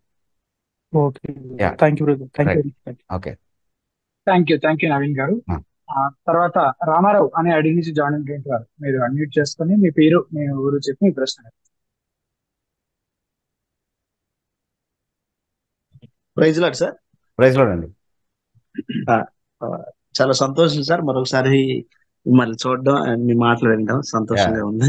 Thank you for participating sir. 1 తిమోతి 2:5లో ఒకసారి మిమ్మల్ని పరిచయం చేసుకోరా అంటే వీక్షకుల కోసం. సార్ నేను ఐఎమ్ ఫ్రమ్ విశాఖపట్నం సార్. నా పేరు మార్కస్. Okay, yes brother. కానీ నా పేరు రామారావు సార్. బాప్టిజం తీసుకున్న తర్వాత మార్కస్ అని అంటారు చర్చిలో. Marcus, yes brother Marcus. నేను లాస్ట్ టైం లైవ్ లోకి వచ్చాను సార్. I'm actually from church of God sir. Okay, మీకు చెప్పాను కదా సార్, జీసస్ నాట్ గాడ్ అని మా సేవకులు చెప్తున్నారు ఈ మధ్యనే కొత్తగా. ఈ 20 సంవత్సరాల పరిచర్యలో యేసు ప్రభు దేవుడు అని ప్రకటించారు. ఇప్పుడు కొత్తగా యేసు ప్రభు దేవుడు కాదు అని చెప్తున్నారు. దాని గురించి కొద్దిగా లాస్ట్ టైం కూడా మీకు క్వశ్చన్ అడిగాను సార్, నేను చాలా హ్యాపీ ఫీల్ అయ్యాను. ఇంకో క్వశ్చన్ ఏంటంటే సార్, 1 తిమోతి 2:5లో దేవుడు ఒక్కడే, దేవునికి నరుడికి మధ్యవర్తి ఒక్కడే, ఆయన క్రీస్తు యేసు నరుడు అని ఉంది కదా సార్. అవునండి. సో ఈ సెంటెన్స్ అంతా యేసు ప్రభు వారికి సంబంధించిందా సార్? నా డౌట్ సార్. అవునండి, యేసు ప్రభు వారికి సంబంధించింది. అయితే మనం యేసుక్రీస్తు ప్రభు గురించి ఆలోచిస్తున్నప్పుడు చాలా స్పష్టంగా అర్థం చేసుకోవాల్సింది ఏంటి అంటే ఆయన సంపూర్ణంగా మానవుడు, అలాగే సంపూర్ణంగా దేవుడు. ఈ ఈ డ్యూయల్ నేచర్ అనేది అంటే completely God and completely man అన్నది యేసుక్రీస్తు ప్రభుకి మాత్రమే ఉన్నటువంటి స్వభావం. ఆయన సంపూర్ణ దైవ మానవుడు. సో మధ్యవర్తిత్వపు పరిచర్య కోణాన్ని గురించి మాట్లాడుతున్నప్పుడు ఆయనని మానవుడుగానే సంబోధిస్తారు ఎప్పుడు కూడా. సో దేవునికి నరులకి మధ్యలో ఆయన మధ్యవర్తిగా 2 పనులు చేశాడు. ఒకటి మన పాపాల కోసం ప్రాయశ్చిత్తం చేయడము, రెండోది మన ఎవరి పక్షంగా అయితే ఆయన ప్రాయశ్చిత్తం చేశాడో వాళ్ళ కొరకు విజ్ఞాపన చేయడం.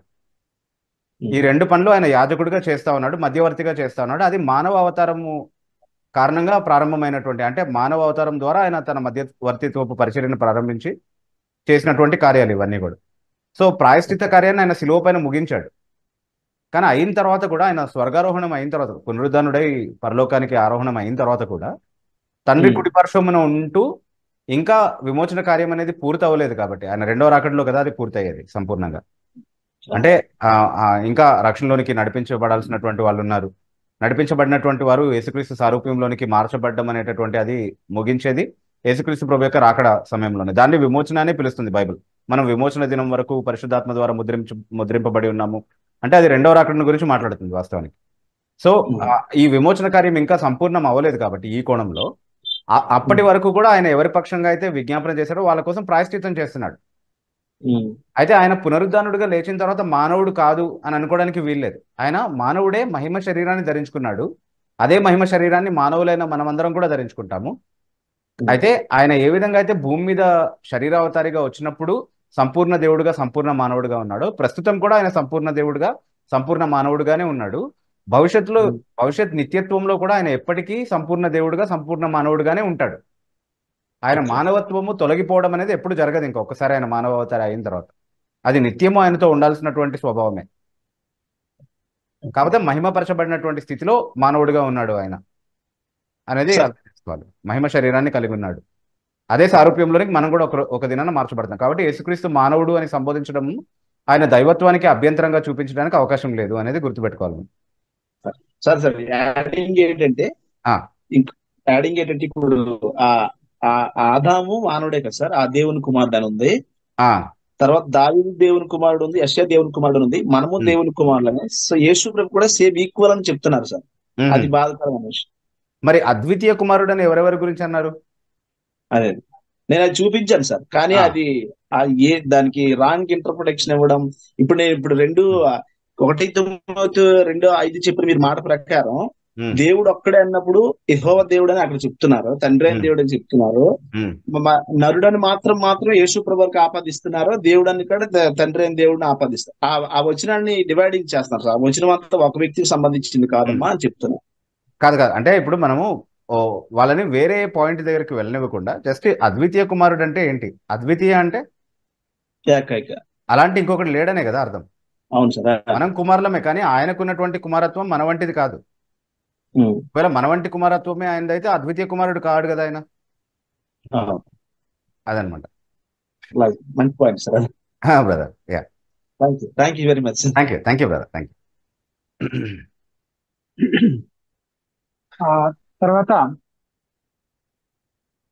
చంద్రశేఖర్ అనే ఐడి నుంచి జాయిన్ అయినటువంటి వారు మీరు అన్మ్యూట్ చేసుకుని మీ పేరు, మీ ఊరి చెప్పిన ప్రశ్న.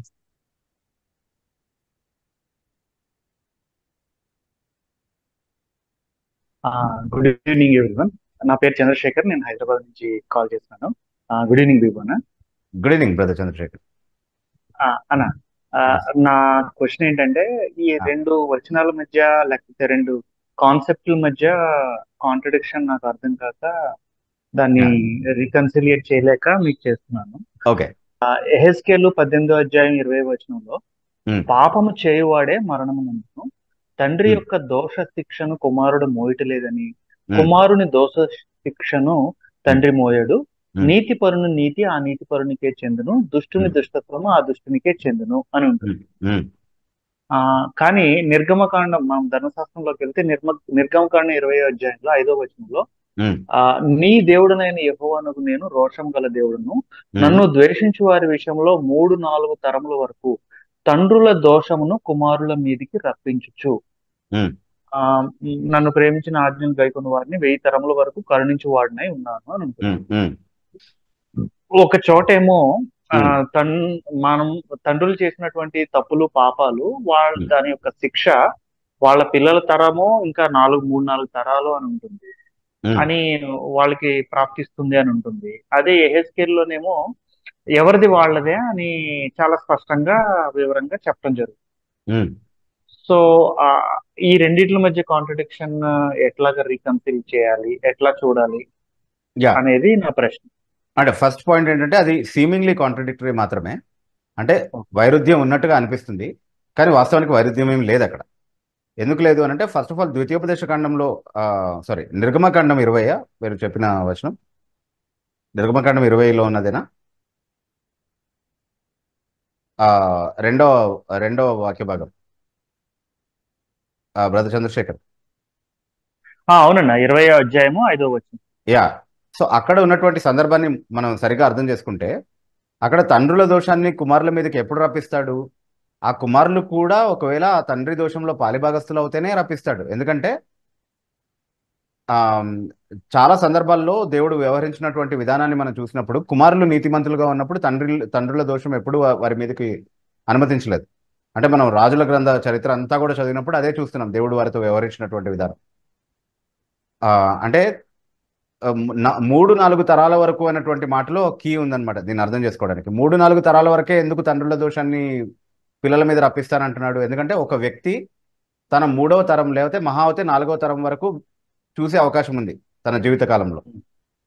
ఆ కాలం వరకు ఉన్నటువంటి తరం వరకు మాత్రమే అతను చేసినటువంటి పాపంలో వాళ్ళు సహకరించేటటువంటి అవకాశం కూడా ఉంది. అందుకే ఎవరైతే అతని పాపంలో పాలిభాగస్తులు అవుతారో ఆ తరం వరకు మాత్రమే వారి మీదకి శిక్ష అనుమతిస్తానని చెప్తున్నాడు. సో ఆ నియమాన్ని మనం గుర్తుపెట్టుకుంటే ఇక్కడ యెహెజ్కేలు గ్రంథంలో జరిగినటువంటి సందర్భం ఏంటి అంటే యెహెజ్కేలు తరంలో ఉన్నటువంటి వారే పాపం చేసిన కారణాన్ని బట్టి దేవుడు వారికి చెరకి వారిని అప్పగిస్తా ఉన్నాడు. చాలా రకాలైనటువంటి కష్టాలని ఇబ్బందుల్ని వాళ్ళ మీదకి అనుమతిస్తా ఉన్నాడు. అవన్నీ చూసి వాళ్ళు ఏం చెప్పుకుంటున్నారు అంటే మేమైతే చాలా నీతిమంతులమే, కానీ మా తండ్రులు చేసినటువంటి దోషాన్ని బట్టి మా మీదకి ఇదంతా కూడా అనుమతించబడింది, ఈ కష్టం అంతా కూడా మేము ఎదుర్కొంటున్నాము. మా తండ్రులు ద్రాక్ష పండ్లు తింటే మా పండ్లు పులుస్తున్నాయి అన్నటువంటి సామెత వాళ్ళు వాడటం ప్రారంభించారనమాట. అంటే తప్పు చేసింది మా తండ్రులు అయితే దాని పర్యవసానాన్ని మేము ఎదుర్కొంటున్నాము అన్నటువంటి ఒక నానుడి ఇశ్రాయేలీల్లో ఉండింది. సో దాన్ని దేవుడు సరిచేస్తూ ఏమంటున్నాడంటే నేను న్యాయవంతుడిని, మీరు చేసినటువంటి పాపాలని బట్టే నేను మిమ్మల్ని శిక్షిస్తున్నాను, మీ తండ్రులు చేసినటువంటి పాపాలని బట్టి కాదు. ఎవరు చేసినటువంటి దోష శిక్షను వారి మీదకే నేను రప్పించేటటువంటి న్యాయవంతుడిని అని చెప్తున్నాడు. సో అదేం కాంట్రడిక్టరీ కాదు. అంటే నిర్గమకాండంలో ఉన్నటువంటి నియమాన్ని బట్టే ఇక్కడ మాట్లాడుతున్నాడు. వాళ్ళ తండ్రుల దోషంలో పాలిభాగస్తులు, వాళ్ళు కూడా ఆ పాపాలు చేశారు, వాళ్ళ తండ్రులు పాపం చేయలేదని కాదు, కానీ వాళ్ళు కూడా వాళ్ళ తరంలో దాన్నే కొనసాగించారు. కాబట్టి అదే విగ్రహారాధన, అదే తిరుగుబాటు, అదే అనైతికత వాళ్ళలో కూడా కనబడింది. కాబట్టి దేవుడు వాళ్ళని శిక్షించాడు. వాళ్ళు ఒకవేళ వాళ్ళ తండ్రులు చేసినటువంటి పాపాలని విసర్జించి ఉంటే, వాళ్ళు నీతి మార్గం వైపుకి తిరిగి ఉంటే, వాళ్ళు దేవుడిని ఆశ్రయించి ఉంటే వాళ్ళకి అలాంటి శిక్ష ఏమి వచ్చి ఉండేది కాదు. కాబట్టి మీరు న్యాయంగా రావాల్సిందే మీకు వచ్చింది, నేనేం మిమ్మల్ని అన్యాయంగా శిక్షించలేదు అని చెప్పడం కోసం దేవుడు యెహెజ్కేలులో ఆ మాటలు చెప్తా ఉన్నాడు. సో అక్కడ context is defining the meaning. Absolutely. Okay, yeah. దీంట్లో అంటే మీరు చెప్తుంటే ఒక పుట్టుకొచ్చిన ప్రశ్న ఏంటి అని అంటే, ఇది ఇప్పుడు ఈ 2 సందర్భాల్లోనూ చెప్తున్న విషయము మూల పాపం రిలేటెడ్ది కాదు. అది ప్రత్యేకమైన సందర్భం. అంటే ఇప్పుడు మూల పాపము ఆదాములో నుండి ప్రారంభమైనటువంటి స్వభావ పాపం అనేది ఏదైతే ఉందో అదే స్వభావం అందరిలో కనబడుతుంది. కాబట్టి వాళ్ళు కూడా న్యాయంగా శిక్షకి అర్హులే, మరణం అనేటటువంటి శిక్షకి అర్హులే. సో స్వభావ సిద్ధంగా ఏదైతే ఆదాం పతనం ద్వారా కొని తెచ్చుకున్నాడో అదే స్వభావం మనందరిలో కూడా కనబడుతూ ఉంది, అదే పతన స్వభావం. కాబట్టి న్యాయంగా అందరి మీదకి శిక్ష రావాల్సిందే. అట్లాగే యేసుక్రీస్తు ప్రభు ద్వారా దేవుడు ఉచితంగా ఆపాదించేటటువంటి నీతి, యేసుక్రీస్తులో ఉన్నటువంటి నీతి తనను విశ్వసించిన వారందరికీ ఆయన ఉచితంగా ఆపాదించడం అనేది కూడా ఈ నియమం కిందకు వచ్చేది కాదు. ఈ 2 కూడా ప్రత్యేకంగా చూడాలి మనం. ఓకే ఓకే ఇది రక్షణకు సంబంధించినటువంటి విషయము. దేవుడు మనతో వ్యవహరించేటటువంటి సాధారణ విషయాల్లో కనబడేటటువంటి సందర్భం కాదు. అంటే పాపము పాపాన్ని ఎలా నిర్వచించాలి, ఆ పాపానికి పరిహారంగా దేన్ని చాలినదిగా అంగీకరించాలి అనేది నిర్ణయించేది న్యాయాధిపతి కాబట్టి, దేవుడు కాబట్టి. అవి వేరే కోణానికి సంబంధించినటువంటి విషయాలు అవుతాయి అప్పుడు. సరే యా రైట్ సరే అన్న. Yeah thank you very much. Right thank you. Thank you Chandrashekar గారు. తర్వాత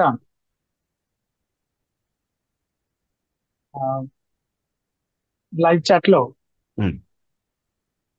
మిస్టర్ ఎర్ల్ అనే ఐడి నుంచి అడిగినటువంటి మరో ప్రశ్న, are parents to blame for prodigals, for example Adonijah David's son? తప్పిపోయిన కుమారుడి లాంటి పిల్లల విషయంలో తల్లిదండ్రులను నిందించవచ్చా? వాళ్ళని దోషులుగా ఏం చేస్తారు? అంటే ఒకవేళ మీరు పిల్లల్ని క్రమశిక్షణ చేసేటటువంటి కోణంలో ఈ ప్రశ్న అడుగుతా ఉంటే కనుక, క్రమశిక్షణ చేసేటటువంటి బాధ్యత తల్లిదండ్రులకు ఉంటుంది. అంటే క్రమశిక్షణలో పెంచడము అనేటటువంటి బాధ్యత వాళ్ళకు ఉంటుంది. అంటే సరైనది ఏంటో, దేవుని వాక్యంలో దేవునికి అంగీకారమైనది ఏంటో, అంగీకారం కానిది ఏంటో వాళ్ళకి నేర్పిస్తూ చిన్నప్పటి నుండే అదే మార్గంలో వాళ్ళని నడిపించేటటువంటి బాధ్యత మన మీద ఉంటుంది. అది మనము సక్రమంగా సరిగ్గా నమ్మకంగా చేసి ఉంటే కనుక, అయినా ఆ పిల్లలు క్రమశిక్షణ లేకుండా పెరిగితే, అంటే క్రమం తప్పేటటువంటి పరిస్థితి ఏమైనా వస్తే వాళ్ళు పెద్దగా అయిన తర్వాత, అప్పుడు దాని విషయంలో తల్లిదండ్రులని నిందించాల్సినటువంటి అవసరం లేదు. కానీ తల్లిదండ్రులు తమ బాధ్యతను విసర్జించి పిల్లలకి బోధించాల్సినటువంటి మార్గాన్ని వాళ్ళకి చిన్నప్పటి నుంచి బోధించి నేర్పించి ఉండకపోతే, అప్పుడు తప్పకుండా పిల్లల దోషానికి తల్లిదండ్రులు కూడా బాధ్యులు అవుతారు. అంటే ఇక్కడ రెండు విషయాల్ని మనం చూడాలి. ఒకటి, ఏలీ కుమారుల విషయంలో మనం ఆలోచిస్తే, ఏలీ తన కుమారులకు దేవుని మార్గము నేర్పించి వాళ్ళని దేవుని మార్గంలో పెంచలేదు.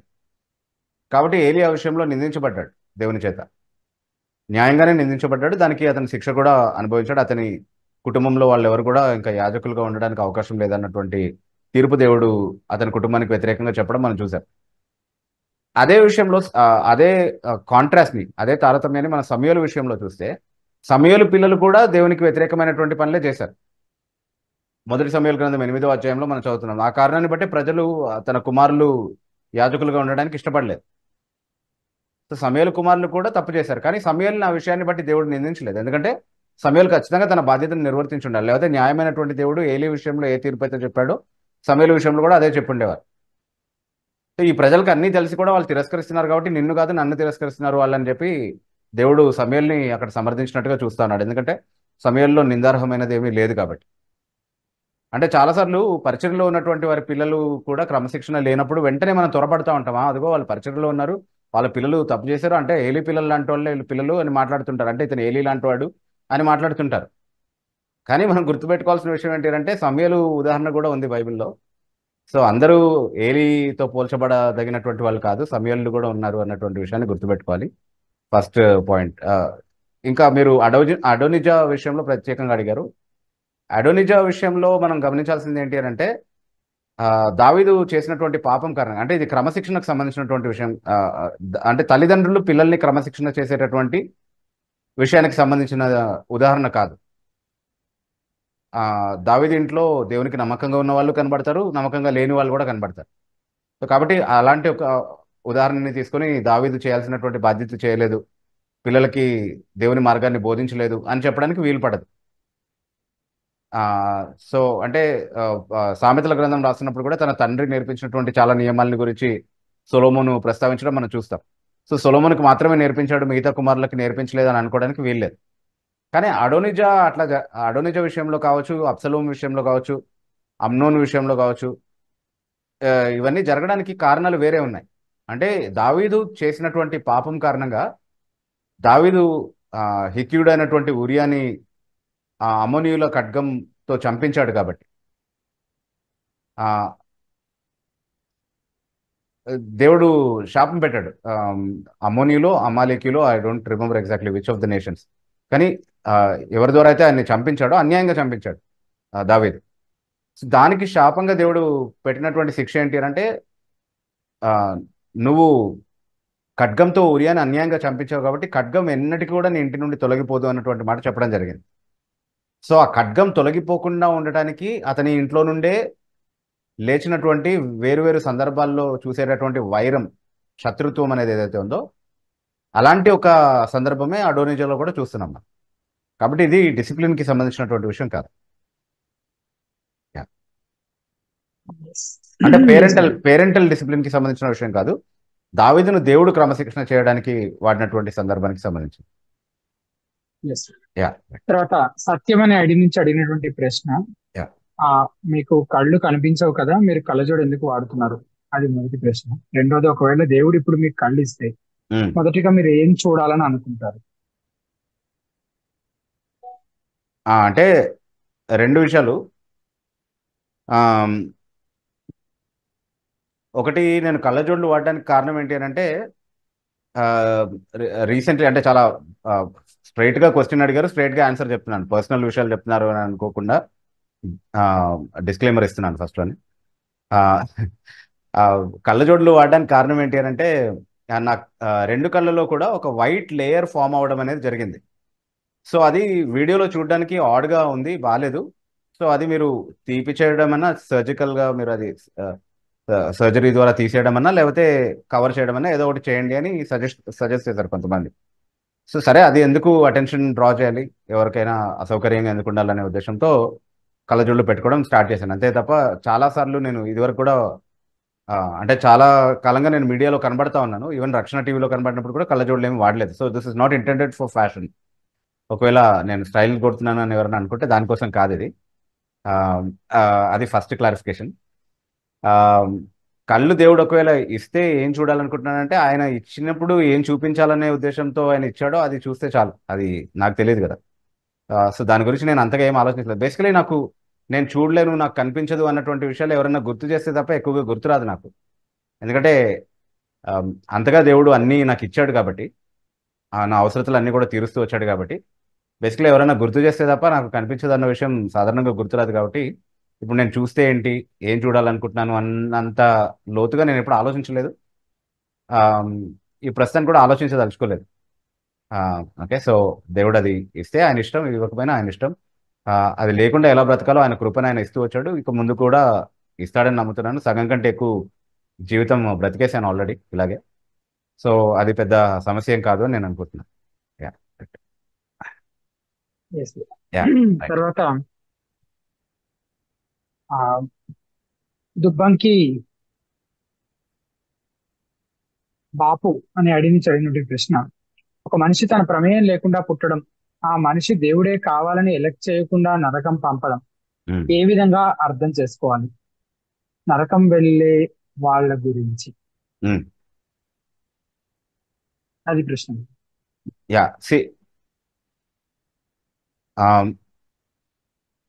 ఇప్పుడు కొన్ని విషయాలు అంటే బైబిల్లో ఉన్నటువంటి కొన్ని సందర్భాలు ఉన్నటువంటి పరిమిత సమాచారం వెలుగులోనే మనం అర్థం చేసుకోవాల్సి ఉంటుంది. దేవుడు చెప్పని విషయాల్ని మనం విశ్లేషించడం అనేది సాధ్యం కాదు. బైబిల్ ప్లెయిన్గా ఒప్పుకుంటున్నటువంటి విషయాలు మనం కూడా ప్లెయిన్గా ఒప్పుకుంటాం. దేవుడు చాలా ఖచ్చితంగా తన స్వభావాన్ని గురించి ఏం చెప్పాడు అంటే ఆయన న్యాయవంతుడు, ఆయన అన్యాయం చేసేటటువంటి వాడు కాదు అని చెప్పాడు. ఇప్పుడు పిల్లల రక్షణ గురించి లేకపోతే నిర్ణయం చేయలేనటువంటి మానసిక రోగుల గురించి ప్రశ్న అడిగినప్పుడు కూడా ఇదే సమాధానం చెప్తాం మనం. దేవుడు తన స్వభావాన్ని బయలుపరుస్తూ ఆయన ప్రేమమయుడు, ఆయన న్యాయవంతుడు, ఆయన న్యాయం మాత్రమే చేస్తాడు, ఆయన కృపా కనికరములు కలిగినటువంటి వాడు అన్నటువంటి విషయాలు చెప్పుకున్నాడు. కాబట్టి ఆయన చేస్తున్నటువంటి క్రియల్లో మనం అర్థం చేసుకోలేనటువంటి కోణాలు చాలా ఉండుండొచ్చు. మనకు అర్థమయ్యేటటువంటి న్యాయం నిర్వచన పరిధిలో ఇది ఎలా న్యాయం అవుతుంది అన్నటువంటి ప్రశ్న చాలాసార్లు మన మనసులో రావచ్చు. దానికి మనకు ఒక సమాధానం కూడా ఉండుండకపోవచ్చు. కానీ ఏ రోజైతే దేవుడు తన న్యాయాన్ని అందరి ముందు కనబరుస్తాడో తన తీర్పు దినాన, అప్పుడు తను న్యాయవంతుడిగానే నిరూపించుకుంటాడు. అప్పుడు మనకి ఈరోజు సమాధానం తెలియనటువంటి ప్రశ్నలకు కూడా సమాధానం దొరుకుతుంది. కాబట్టి దాని గురించి ఈరోజు మనం ఆలోచించాల్సినటువంటి అవసరం లేదు. అయితే వాస్తవంగా యేసుక్రీస్తు ప్రభు కూడా ఇస్కరియోతు యూదా గురించి అలాంటి స్టేట్మెంటే చేస్తాడు. వాడు పుట్టకుండా ఉంటే వాడికి బాగుండు అన్నటువంటి మాట ఇస్కరియోతు యూదా గురించి యేసు ప్రభు చెప్పాడు. కానీ నిజంగా ఎలా పుట్టాడు? ఇస్కరియోతు యూదా అనుకుని పుట్టాడా? అతని ప్రమేయం ఏమైనా ఉందా అంటే లేదు. అతను పుట్టకుండా చేయాల్సినటువంటి పని ఒకవేళ చేస్తే ఎవరు చేయగలుగుతారు అంటే దేవుడు మాత్రమే చేయగలడు. దేవుడు మాత్రమే చేయగలిగినటువంటి ఆ పని చేయలేదు. అతనికి ఒక ఉనికిని ఇచ్చాడు, అతను పుట్టేలా దేవుడు అనుమతించాడు, అతను తన స్థలానికి వెళ్ళిపోయాడు అన్నటువంటి మాట చివరిగా అతని గురించి చెప్పబడినటువంటి మాట వాక్యంలో. ఇది ఎవరే కాదనలేనటువంటి సత్యాలు ఇవన్నీ కూడా. దేవుడు అలా చేస్తున్నాడు. అయితే అలా చేయడం ద్వారా దేవుడు అన్యాయం చేశాడంటే లేదు, ఆయన న్యాయమే చేశాడు. అది ఎలా న్యాయం అనేది ఆయన నిరూపిస్తాడు, అప్పుడు మనం చూడొచ్చు. అయితే ఒక్క విషయం, నేను కృపా సిద్ధాంతాలని బోధిస్తాను కాబట్టి, ఏదైతే కాల్వినిజం అని చెప్పి చాలా మంది ముద్ర వేస్తున్నారో, అందులో భాగంగా ఉన్నటువంటి కృపా సిద్ధాంతాలని నేను బోధిస్తున్నాను కాబట్టి, ఒకవేళ ఈ ప్రశ్న నన్ను అడగాలని ఒకవేళ అనిపించుంటే సహోదరుడికి, మనం అర్థం చేసుకోవాల్సిన విషయం ఏంటి అంటే, ఇది కాల్వినిస్ట్ సిద్ధాంతాన్ని నమ్మినటువంటి వాళ్ళు మాత్రమే చెప్పుకోవాల్సినటువంటి జవాబు కాదు. దేవుడు ఉన్నాడు అని విశ్వసించేటటువంటి ఎవరైనా సరే, నాన్ కాల్వినిస్టులు కావచ్చు, నాన్ క్రిస్టియన్స్ కూడా కావచ్చు, ఎవరైనా సరే దేవుడు ఉన్నాడు, పాపం అనేది ఉంది, పాపానికి దేవుడు శిక్ష విధిస్తాడు అన్నటువంటి విషయాలు ఎవరైతే నమ్ముతారో, ఆస్తికవాదాన్ని నమ్మేటటువంటి ఎవరైనా, వాళ్ళందరూ కూడా ఆలోచించుకోవాల్సినటువంటి ప్రశ్న ఇది. అంటే దేవుడు ఉన్నాడు, అన్నిటినీ దేవుడే తయారు చేశాడు, దేవుడే మనుషులను కూడా తయారు చేశాడు, వాళ్ళ అంతిమ పర్యవసానం ఏమవబోతుందో దేవుడికి ముందుగానే తెలుసు, వాళ్ళని సృష్టించక ముందే. సో ఒకవేళ మీరు ఫ్రీ విల్ సిద్ధాంతాన్ని నమ్మినా, లేకపోతే దేవుడే నిర్ణయించాడు అన్నటువంటి సిద్ధాంతాన్ని నమ్మినా, ఏ కారణాన్ని బట్టి అయినా అల్టిమేట్లీ వీడు నరకానికి వెళ్తాడని తెలిసినటువంటి దేవుడు వాడికి ఉనికిని ఇవ్వకుండా ఉండుంటే అది చాలా గొప్ప కనికరం అయి ఉండేది కదా, చాలా గొప్ప ప్రేమ కనబరిచిన వాడు అయి ఉండేవాడు కదా దేవుడు. అలా చేయకుండా ఎందుకు ఉనికినిచ్చాడు, ఎందుకు రానిచ్చాడు, ఎందుకు తన ప్రమేయం లేకుండా పుట్టనిచ్చాడు, ఎందుకు నరకానికి పంపించాడు, తర్వాత అలా నరకానికే పోతాడని తెలిసి కూడా ఎందుకు, అంటే అవకాశాలు ఇచ్చాడు దేవుడు, అతనే విసర్జించాడు కాబట్టి న్యాయంగానే దేవుడు చేశాడు అని ఒకవేళ మీరు చెప్పుకున్నా సరే, ఆ న్యాయంగా అవకాశాలు ఇవ్వడం ఎందుకు? వాడు ఆ అవకాశాలు అన్నింటినీ తృణీకరిస్తారని తెలుసు కదా, సృష్టించక ముందే తెలుసు కదా. సో సృష్టించకుండా ఉంటే ఇంకా అవకాశాలు ఇచ్చే అవసరము లేదు, న్యాయంగా అతన్ని బేరీజు వేయాల్సినటువంటి అవసరత లేదు, ఆ న్యాయాన్ని చూపించి అతన్ని నరకానికి పంపించాల్సిన అవసరం కూడా లేదు కదా. అవన్నీ చేయకుండా అతన్ని ఎందుకు పుట్టించాడు, ఎందుకు నరకానికి పంపించాడు? దానికి ఎక్స్ప్లెనేషన్గా నువ్వు ఫ్రీ విల్ చెప్పుకో, దేవుని నిర్ణయం అని చెప్పుకో, లేకపోతే ఏమన్నా చెప్పుకో, కానీ ఈ క్వశ్చన్కి మాత్రం ఆన్సర్ రాదు, ఎవరు చెప్పలేరు. ఎందుకంటే దానికి దేవుడు జవాబు సూటిగా ఎక్కడ చెప్పలేదు. కానీ జవాబు మనకు చెప్పలేదు కాబట్టి, మనకున్నటువంటి సమాచార పరిధిలో దాన్ని మనం విశ్లేషించలేము కాబట్టి, దేవుడు అన్యాయస్తులని అంగీకరిద్దామా అంటే అలా వీలు పడదు. మనకు తెలియని విషయాల్ని బట్టి తప్పుడు కన్క్లూజన్స్కి మనం రావడం సరికాదు. మనకు తెలిసినటువంటి సమాచారాన్ని బట్టి దేవుని గురించి ఎలాంటి స్వభావం అయితే మనం బైబిల్లో చూస్తున్నామో, ఆయన అందరితో వ్యవహరించినటువంటి తీరు ఎలాగైతే చూస్తున్నామో, దాన్ని బట్టి మనం ఆయన న్యాయవంతుడే కాబట్టి ఈ విషయంలో కూడా మనకు తెలియని న్యాయం ఉంది, అది ఆయన కనబరుస్తాడు అన్నటువంటి విశ్వాసంతోనే మనం కొనసాగాలి తప్ప, ఇది సాధారణంగా నాస్తికులు అడిగేటటువంటి ప్రశ్న. ఆస్తికులుగా మనం అలాంటి ఒక దైవ తిరస్కార ఆలోచన వైపుకి వెళ్లకుండా మనం జాగ్రత్త పడాలి అన్నటువంటి విషయాన్ని అర్థం చేసుకోవాలి. తర్వాత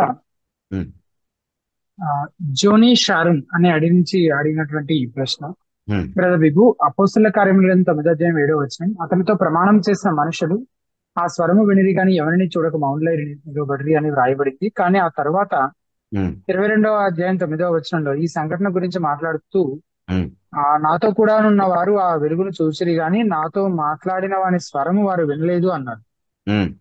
ఈ రెండు వ్యతిరేకంగా ఉన్నాయి. ఒకటి నిజమై ఉంటే రెండవది అబద్ధమై ఉండాలి కదా, అప్పుడు బైబిల్ తప్పు అవుతుంది కదా. ఎందుకని ఇలాంటి వ్యత్యాసం కనిపిస్తుంది? ఎలా వ్యత్యాసం కనిపిస్తుంది? దీనికి కారణం ఏమై ఉండొచ్చో వివరిస్తాను. రైట్. అంటే స్వరం వినిపించింది అన్నప్పుడు నాతో మాట్లాడిన వారి స్వరము వారు వినలేదు అన్నటువంటి ఆ డిస్టింక్ట్ స్టేట్మెంట్ ఏదైతే చేస్తున్నాడో రెండో వాక్య భాగంలో, దాన్ని మనం ప్రత్యేకంగా అర్థం చేసుకోవాలి. వాళ్ళు స్వరం విన్నారు అంటే ఒక శబ్దం విన్నారు అంతే, ఓకే. కానీ దాన్ని ఒక మాట్లాడే వ్యక్తి స్వరంలాగా వాళ్ళు వివేచించి ఏం మాట్లాడుతున్నారో అర్థం చేసుకునేటటువంటి తరహాలో వినలేదు. అంటే ఇప్పుడు యేసుక్రీస్తు ప్రభు ఒక సందర్భంలో దేవుని నీ నామాన్ని మహిమపరచుకో అని ఒక సందర్భంలో చెప్పినప్పుడు, నేను మహిమపరిచి ఉన్నాను అన్నటువంటి స్వరం ఏదైతే ఆకాశం నుండి వినబడిందో, అది కొంతమందికి దేవదూత మాట్లాడినటువంటి స్వరంగా వినబడింది, కొంతమందికి కేవలం ఒక శబ్దంగా వినబడింది, ఒక ఉరుము లాగా వినబడింది వాళ్ళకి. ఓకే. సో అంటే వాళ్ళు స్వరాన్ని విన్నారు కానీ తనతో మాట్లాడినటువంటి వాని స్వరంగా దాన్ని వివేచించి అర్థం చేసుకునేటటువంటి విధంగా వినలేదు అన్నటువంటి భావంలోనే దాన్ని తీసుకోవాల్సి ఉంటుంది. అందులో వైరుధ్యం ఏమీ లేదు.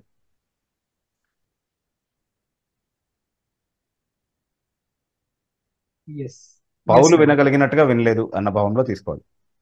యా తర్వాత లైఫ్ స్టైల్ అని అడిగినటువంటి ఈ ప్రశ్న, good evening, can you please explain why Pentecost people don't wear ornaments and they look down at those who wear the ornaments.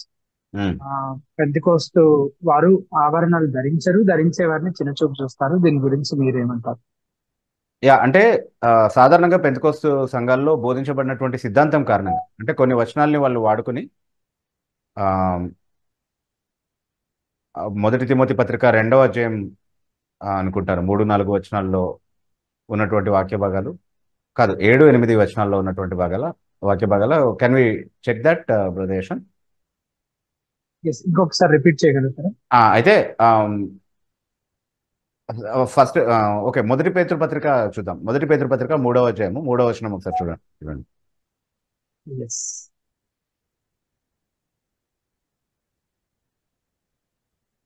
మొదటి పేతురు 3:3.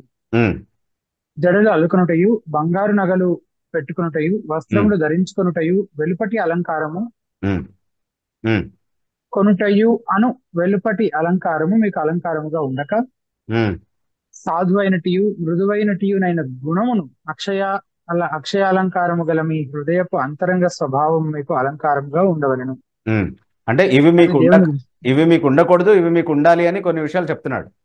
ఉండకూడదు అని చెప్పట్లేదు. ఇవి కాదు మీ అలంకారము, ఇవి మీకు అలంకారంగా ఉండక సాధువైనటువంటి మృదువైనటువంటి యేసుక్రీస్తులో కలిగేటటువంటి అంతరంగ స్వభావాన్ని బట్టి మిమ్మల్ని మీరు అలంకరించుకోండి అని చెప్తున్నాడు. సో ఈ పెంతెకోస్తు సంఘాల్లో కావచ్చు, బ్రదరన్ అసెంబ్లీస్ లో కావచ్చు, లేకపోతే ఇంకా ఇలా బోధించేటటువంటి కొన్ని సంఘాల్లో ఈ రెండవ భాగం ఎంతవరకు బోధిస్తున్నారో మనకు తెలియదు. అంతరంగ స్వభావాన్ని బట్టి మిమ్మల్ని మీరు అలంకరించుకోవాలి అనేది. ఆభరణాలు తీసేసేంత వరకు మాత్రమే నానా రభస చేస్తూ ఉంటారనమాట. తీసేస్తే చాలా ఆత్మీయంగా ఉన్నట్టు, అది ఉంచుకుంటే దేవునికి దూరస్తులుగా ఉండి దేవునితో సంబంధం లేని వారిగా, బల్ల తీసుకోవడానికి కూడా అర్హులు కాని వారిగా కొన్ని సంఘాల్లో వారిని ట్రీట్ చేస్తూ ఉన్నారు. అంటే లుకింగ్ డౌన్ అని ఏదైతే అన్నారో ప్రశ్నలో, అది కరెక్టే. అలా చేస్తూ ఉన్నారు, వాళ్ళని చులకన చేస్తూ ఉన్నారు, దూరం చేస్తూ ఉన్నారు. ఎందుకనంటే ఇక్కడ ఉన్నటువంటి నియమాన్ని వాళ్ళు తప్పారు అన్నటువంటి అవగాహనలో వాళ్ళు ఉన్నారు వాస్తవానికి. కానీ అది కాదు, అంటే అంతరంగ స్వభావాన్ని బట్టే మీరు అలంకరించుకోవాలి, బాహ్య అలంకారం కాదు మీకు అలంకారంగా ఉండాల్సింది అని అన్నప్పుడు అది నిషేధంగా చెప్పినది కాదు. అది అదే రెగ్యులేటరీ అని నేను ఇంతకుముందు వాడిన పదాన్ని పట్టుకొని ఫినిహాస్ ట్రోల్ చేసింది మీకు గుర్తుండొచ్చు. రెగ్యులేట్ చేయడానికి అంటే క్రమపరచడానికి చెప్పబడినటువంటి మాట. ఎలాంటి క్రమాన్ని మనం పాటించాలి, ఎలా తగుమాత్రపు వస్త్రధారణే మనం కలిగి ఉండాలి, తగుమాత్రపు అలంకారాన్ని మనం కలిగి ఉండాలి, దేనిపైన మనం దృష్టి ఉంచాలి, ఏది మన ప్రాధాన్యతగా ఉండాలి అనే విషయం కోసం చెప్పినటువంటి మాటే తప్ప, అలా చెప్పినటువంటి ఇంకా అదే స్ట్రక్చర్లో ఉన్నటువంటి చాలా విషయాలు ఉన్నాయి. సో మనుషుడు రొట్టె వలన మాత్రమే కాదు, దేవుని నోట నుండి వచ్చే ప్రతి మాటను బట్టి జీవిస్తాడు అన్నటువంటి మాట. అలా అంతేకాకుండా మీరు క్షయమైన ఆహారం కోసం కష్టపడకుడి కానీ అక్షయమైన ఆహారం కోసమే కష్టపడండి అన్నటువంటి మాటలు ఉన్నాయి. అంటే దాని అర్థం క్షయమైన ఆహారం కోసం ఇంకా మనం అసలు ఉద్యోగాలు మానేసుకొని, వ్యాపారాలు మానేసుకొని ఇంట్లోనే కూర్చోవాలి, క్షయమైన ఆహారం కాబట్టి దానికోసం ఇంకా కష్టపడకూడదు అని కాదు, అది నిషేధంగా చెప్పింది కాదు. మనల్ని క్రమపరుస్తూ ఏది మనకు ప్రాధాన్యతగా ఉండాలి అన్నటువంటి విషయాన్ని నేర్పించడానికి చెప్పినటువంటి సందర్భాలు. అలాంటి సందర్భాల్లో నిషేధాన్ని తీసుకొచ్చి నిషేధాజ్ఞగా దాన్ని చూసి ఖచ్చితంగా ఇలా మానేసుకోవాలి, ఇవన్నీ కూడా తీసేసుకోవాలి, ఆభరణాలు అసలు పెట్టుకోవడానికే వీల్లేదు అన్నటువంటి అవగాహనలో ఉండడం అనేది వాక్యాన్ని సరిగా విశ్లేషించడం కాదు, అది తప్పుగా అర్థం చేసుకోవడం అనేది మనం అర్థం చేసుకోవాలి. అక్కడ 3 విషయాలు ఉన్నాయి, ఒకసారి చదువుతారా యశ్వంత్ గారు? మొదటి పేతురు పత్రిక 3వ అధ్యాయంలో ఏమేమి ఉండకూడదు అంటున్నాడు అలంకారంగా? జడలు అల్లుకొనుటయు, ఓకే, బంగారు నగలు పెట్టుకొనుటయు, వస్త్రములు ధరించుకొనుటయు. అంటే వస్త్రములు కూడా ధరించుకోకూడదా? దాన్ని నిషేధాజ్ఞగా తీసుకుందామా?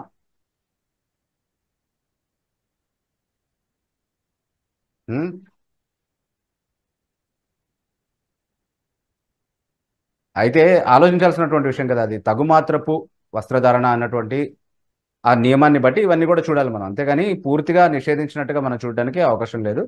అలా అయితే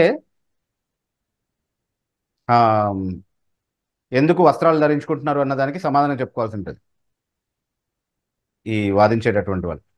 ఓకే, కాబట్టి ఇది క్రమశిక్షణ చేయడం కోసం మనల్ని అంటే మనకి ఎలాంటి ప్రాధాన్యత మన క్రైస్తవ జీవితంలో ఉండాలి, దేనికి మనం ప్రాధాన్యత ఇవ్వాలని చెప్పడం కోసం కాంట్రాస్ట్గా చెప్పినటువంటి విషయాలే తప్ప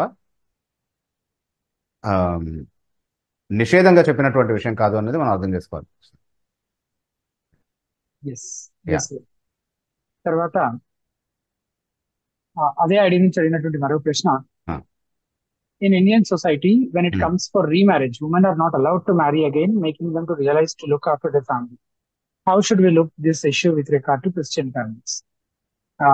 భారతదేశంలో Hmm. మన చుట్టూ ఉన్న సమాజంలో Hmm. పునర్వివాహము రీమ్యారేజ్ ని Hmm. ప్రోత్సహించరు, అనుమతించరు. అసలు Hmm. కుటుంబ బాధ్యతలు చూసుకుంటూ అలా ఉండిపోవాలని Hmm. ఎంకరేజ్ చేస్తారు. Hmm. దీన్ని ఎలా చూడాలి? క్రైస్తవ కుటుంబాలు ఈ విషయంలో ఎలాగా నడుచుకోవాలి ప్రశ్న. ఉమ్. అంటే భారతదేశ సంస్కృతిలో అలాగే ఉంది అనేది మనకు తెలుసు. చరిత్ర మనం చదువుతున్నప్పుడు కూడా వితంతు పునర్వివాహం కోసం చాలా మంది పోరాడారు అనేది మనం చదువుతా ఉన్నాం. సో మన దేశ సంస్కృతిలోనే ఉన్నటువంటి లోపం అది. ఒక ఒక స్త్రీ తన భర్తను కోల్పోయిందంటే సతీ సాగమనమైనా జరగాలి, లేకపోతే ఇంకా ఎప్పటికీ ఆమె జీవితాంతము ఒక చీకటి గదిలో బంధించబడి సమాజంతో ఎలాంటి వ్యవహారం లేకుండా సమాజం నుండి వేరు చేయబడినటువంటి స్థితిలో అదే ఇంకా తల వెంట్రుకలు కొరిగించుకొని శిరోముండనం చేయించుకొని ఎలాంటి అలంకారము లేకుండా తెల్ల వస్త్రాలే ధరించుకొని లోపల కూర్చోవాలి ఇంట్లో. ఏ శుభకార్యాలకి రాకూడదు, ఏ కార్యాలకి రాకూడదు. బేసికలీ ఆమె అశుభము అన్నటువంటి ఒక సంస్కృతి మన దేశంలో ఉంది. అది వాస్తవం. దానికి వ్యతిరేకంగా చాలామంది సమాజ సేవ చేసినటువంటి వాళ్ళు, సంఘ సంస్కర్తలు, అంటే సమాజ సంస్కర్తలు చాలామంది పోరాడారు. సోషల్ రిఫార్మర్స్ చాలామంది పోరాడారు. స్త్రీల హక్కు మళ్ళీ తీసుకొచ్చినట్టుగా మనం చూస్తాం. ఇది మన దేశంలో ఉన్నటువంటి సంస్కృతి వాస్తవమే. కానీ బైబిల్ సంస్కృతి ఇది కాదు కదా. This is not the Bibles culture. బైబిల్లో చాలా స్పష్టంగా, చాలా నేరుగా యవనస్తులైనటువంటి విధవరాళ్ళు వివాహం చేసుకోవాలి, ప్రభువునందు వివాహం చేసుకోవాలి అన్నటువంటి నియమాన్ని పౌలు ఖచ్చితంగా బోధిస్తున్నాడు. మొదటి తిమోతి పత్రికలో వితంతువుల గురించి చెప్పబడినటువంటి వాక్య భాగంలో చాలా స్పష్టంగా మాట చెప్తున్నాడు. మొదటి కొరింథీ పత్రిక 7వ అధ్యాయంలో కూడా యవనస్తులుగా ఉన్నటువంటి విధవరాళ్ళు పెళ్లి చేసుకోవచ్చు అన్నటువంటి మాట చాలా స్పష్టంగా చెప్తున్నాడు. అంతేకాకుండా భర్త బ్రతికున్నంత వరకు భార్య తన భర్త నియమానికి కట్టుబడి ఉన్నాడు. భర్త చనిపోతే ఆమె మళ్ళీ స్వతంత్రురాలు, ఇంకొకరిని వివాహం చేసుకోవడానికి అన్నటువంటి మాట దేవశాస్త్రపరమైనటువంటి ఒక విషయాన్ని వివరించడానికి కూడా ఒక సాధారణ, అందరికీ ఉండే సాధారణ అవగాహనగా పౌలు ఒక ఆర్గ్యుమెంట్గా దాన్ని వాడినట్టుగా మనం చూస్తా ఉన్నాం. సో బైబిల్ సంస్కృతి ప్రకారము, బైబిల్ బోధించేటటువంటి నియమాల ప్రకారం ఆలోచించినప్పుడు సమాజంలో వితంతువులకి వాళ్ళ భర్తను కోల్పోయారు అనే తప్ప వాళ్ళు దాంతో పాటు వాళ్ళ హక్కులన్నింటినీ కోల్పోయారు, వాళ్ళు జీవించే హక్కును కోల్పోయారు, వాళ్ళు గౌరవంతో బ్రతికేటటువంటి హక్కు వాళ్ళకి నిషేధించబడాలి, వాళ్ళు ఏదో పాపం చేసినటువంటి వాళ్ళగా వాళ్ళని శిక్షించాలి, వాళ్ళు భర్తను నష్టపోవడం మాత్రమే కాదు దాంతోపాటు వాళ్ళ భవిష్యత్ అంతా కూడా నష్టపోవాలి అన్నటువంటి ఆలోచన విధానం ఏదైతే ఉందో అది బైబిల్లో ఉన్నటువంటిది కాదు. అంటే మన భారతదేశ సంస్కృతిని మనం గౌరవించాలి అని చాలామంది మాట్లాడుతుంటారు. అయితే భారతదేశ సంస్కృతిని గౌరవించాలి అని మాట్లాడేటటువంటి వాళ్ళకి నేను చెప్పేది ఏంటి అంటే, బైబిల్ సంస్కృతి వచ్చి భారతదేశాన్ని సంస్కరించింది కాబట్టి మన దేశంలో ఉన్నటువంటి సమాజ సంస్కర్తలు కూడా బైబిల్ బోధించేటటువంటి నియమాల్ని బట్టి మిషనరీ యాక్టివిజం ద్వారా ఇన్ఫ్లుయెన్స్ అయ్యారు కాబట్టి ఇలాంటి అభ్యుదయ భావజాలాల వైపుకి రాగలిగారు. లేకపోతే ఇప్పటికీ అట్లాగే ఉండేవాళ్ళు. ఇప్పటికీ వితంతువుల్ని గదుల్లో బంధించి ఉండేవాళ్ళు, ఇప్పటికీ సతీ సాగమనం కూడా చక్కగా జరిగించి ఉండేవాళ్ళు. ఓకే, సో ఇలాంటి మైండ్ సెట్ క్రిస్టియన్స్కి ఉండడం అనేది చాలా దారుణమైనటువంటి విషయం. అంటే ఇప్పుడు ఇప్పుడు వితంతు స్త్రీల కోసం ప్రత్యేకమైనటువంటి వస్త్రధారణ, ప్రత్యేకమైనటువంటి వేషధారణ ఈ సంస్కృతి నియమించింది. వాళ్ళు బొట్లు పెట్టుకోకూడదని, వాళ్ళు శిరోముండనం చేసుకోవాలని, అందుకే ముండమోపులు అని వాళ్ళని పిలవడం, అలాగా వాళ్ళని చులకన చేయడం అనేది ఈ దేశంలో ఉన్నటువంటి సంస్కృతి. అందుకే ఈరోజు క్రైస్తవ సహోదరి ఎవరైనా బొట్టు పెట్టుకోకుండా కనిపిస్తే బయట ముండమోపులాగా తిరుగుతున్నావు అని వాళ్ళని హేళన చేసేటటువంటి మాట మనం చాలాసార్లు వింటాం. సోషల్ మీడియాలో కూడా క్రైస్తవ స్త్రీలని హేళన చేయడానికి ఈ మాటలు వాడడం మనం చూస్తాం. అది వాస్తవానికి క్రైస్తవుల్ని హేళన చేయడం కాదు, వాళ్ళ సంస్కృతిని వాళ్ళే హేళన చేసుకుంటున్నారు. వాళ్ళ సంస్కృతి మీద వాళ్ళే అవమానకరమైనటువంటి వ్యాఖ్య చేస్తున్నారు. అంటే మా సంస్కృతిలో ముండు మోపులు అని చెప్పి వితంతువుల్ని మేము చులకన చేస్తాము, వాళ్ళకు ఒక ప్రత్యేకమైన వేషధారణ ఇచ్చాము, ఆ వేషధారణ మీరు ధరించుకుంటున్నారు, మా సంస్కృతిలో వితంతువులకి మేము ఎలాంటి చీప్ స్టేటస్ ఇచ్చామో ఆ చీప్ స్టేటస్ని మీరు కలిగి ఉన్నారు అన్నటువంటి హేళన చేసే ప్రయత్నం చేస్తున్నారు. అంటే వాళ్ళ సంస్కృతిలో ఉన్నటువంటి దుష్టత్వాన్ని వాళ్ళే బయట పెట్టుకుని దాన్ని ఆధారం చేసుకొని క్రైస్తవ సహోదరులను తిట్టేటటువంటి ప్రయత్నం చేస్తున్నారు. సో అలాంటి సంస్కృతిని మనం విసర్జించే వారిగా ఉండాలి, దాన్ని తిరస్కరించాలి. అందుకే బొట్లు పెట్టుకోవడం గురించి ప్రశ్న అడిగినప్పుడు ఖచ్చితంగా పెట్టుకోకండి బొట్లు. ఎందుకంటే బొట్లు పెట్టుకుంటేనే గౌరవం, బొట్లు పెట్టుకుంటేనే భర్త ఉన్నట్టు, బొట్లు తీసేస్తే భర్త చనిపోయినటువంటి స్త్రీగా పరిగణించబడుతుంది, అది అవమానం అన్నటువంటి ఆ భావజాలం ఏదైతే ఉందో దానికి వ్యతిరేకంగా నిరసనగా దాన్ని బొట్టుని తీసేయాలి అన్నటువంటి విషయం కూడా నేను చాలాసార్లు చెప్పడం జరిగింది. అందుకే క్రైస్తవ స్త్రీలు దయచేసి ఇలాంటి ఆలోచనలు కలిగి ఉండొద్దు. ఒకవేళ చిన్న ప్రాయంలో ఎవరైనా వారి భర్తల్ని కోల్పోయి ఉంటే వాళ్ళకి మంచి భవిష్యత్తుని ఇవ్వండి. తల్లిదండ్రులు ఆలోచించాలి, ముందు ఆమె వివాహం చేసుకున్నటువంటి ఇంట్లో ఉన్నటువంటి వాళ్ళు పెద్ద మనసుతో ఆలోచించాలి, ఆమెకు ఒక భవిష్యత్తు ఉందన్నటువంటి విషయం.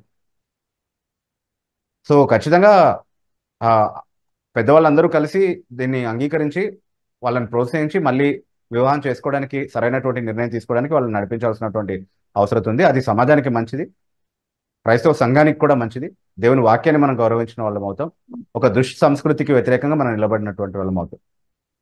రైట్. సో ఇంతటితోటి మనము లైవ్ చాట్ లో ఉన్న ప్రశ్నలు కూడా దాదాపుగా పూర్తి చేసుకున్నాం కనుక ప్రారంభంలో నేను చేసిన ప్రకటన మరొకసారి వీక్షకులంతా గమనించాలని మనవి చేస్తున్నాను. ఆత్మవరాల పరిశీలన అనే టైటిల్ తోటి హితబోధ ఒక ఫుల్ డే సెమినార్ ని నిర్వహిస్తోంది.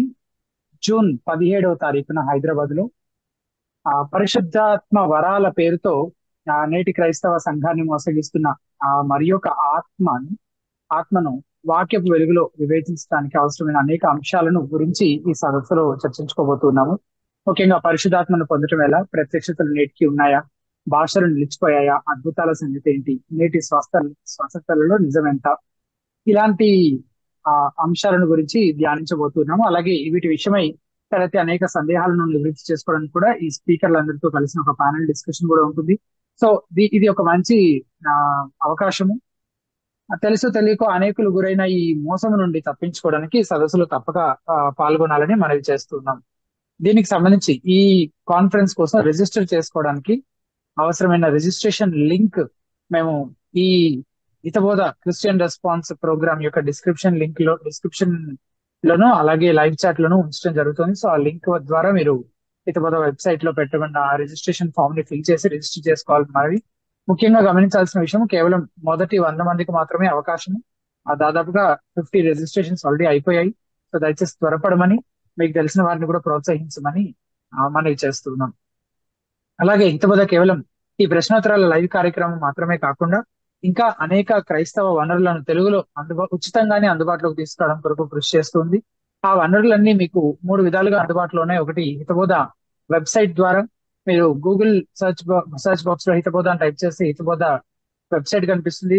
దయచేసి వీక్షకులంతా ఒకసారి నా వెబ్సైట్ ని విజిట్ చేసి అందులో ఉన్న రీసోర్సెస్, అవి కామెంటరీలే కానీ, ఆడియో పుస్తకాలు, వీడియో పుస్తకాలు, ఆడియో ప్రసంగాలు, టిఎస్కే రిఫరెన్స్లతో కూడినటువంటి బైబిల్, అనేక వ్యాసాలు, ఇలా ఉన్న రీసోర్సెస్ అన్నిటిని ఒకసారి విజిట్ చేసి చూడాలని, అలాగే వెబ్సైట్ లో ఉన్న రిసోర్సెస్ దాదాపుగా యాప్ రూపంలో కూడా అందుబాటులో ఉన్నాయి.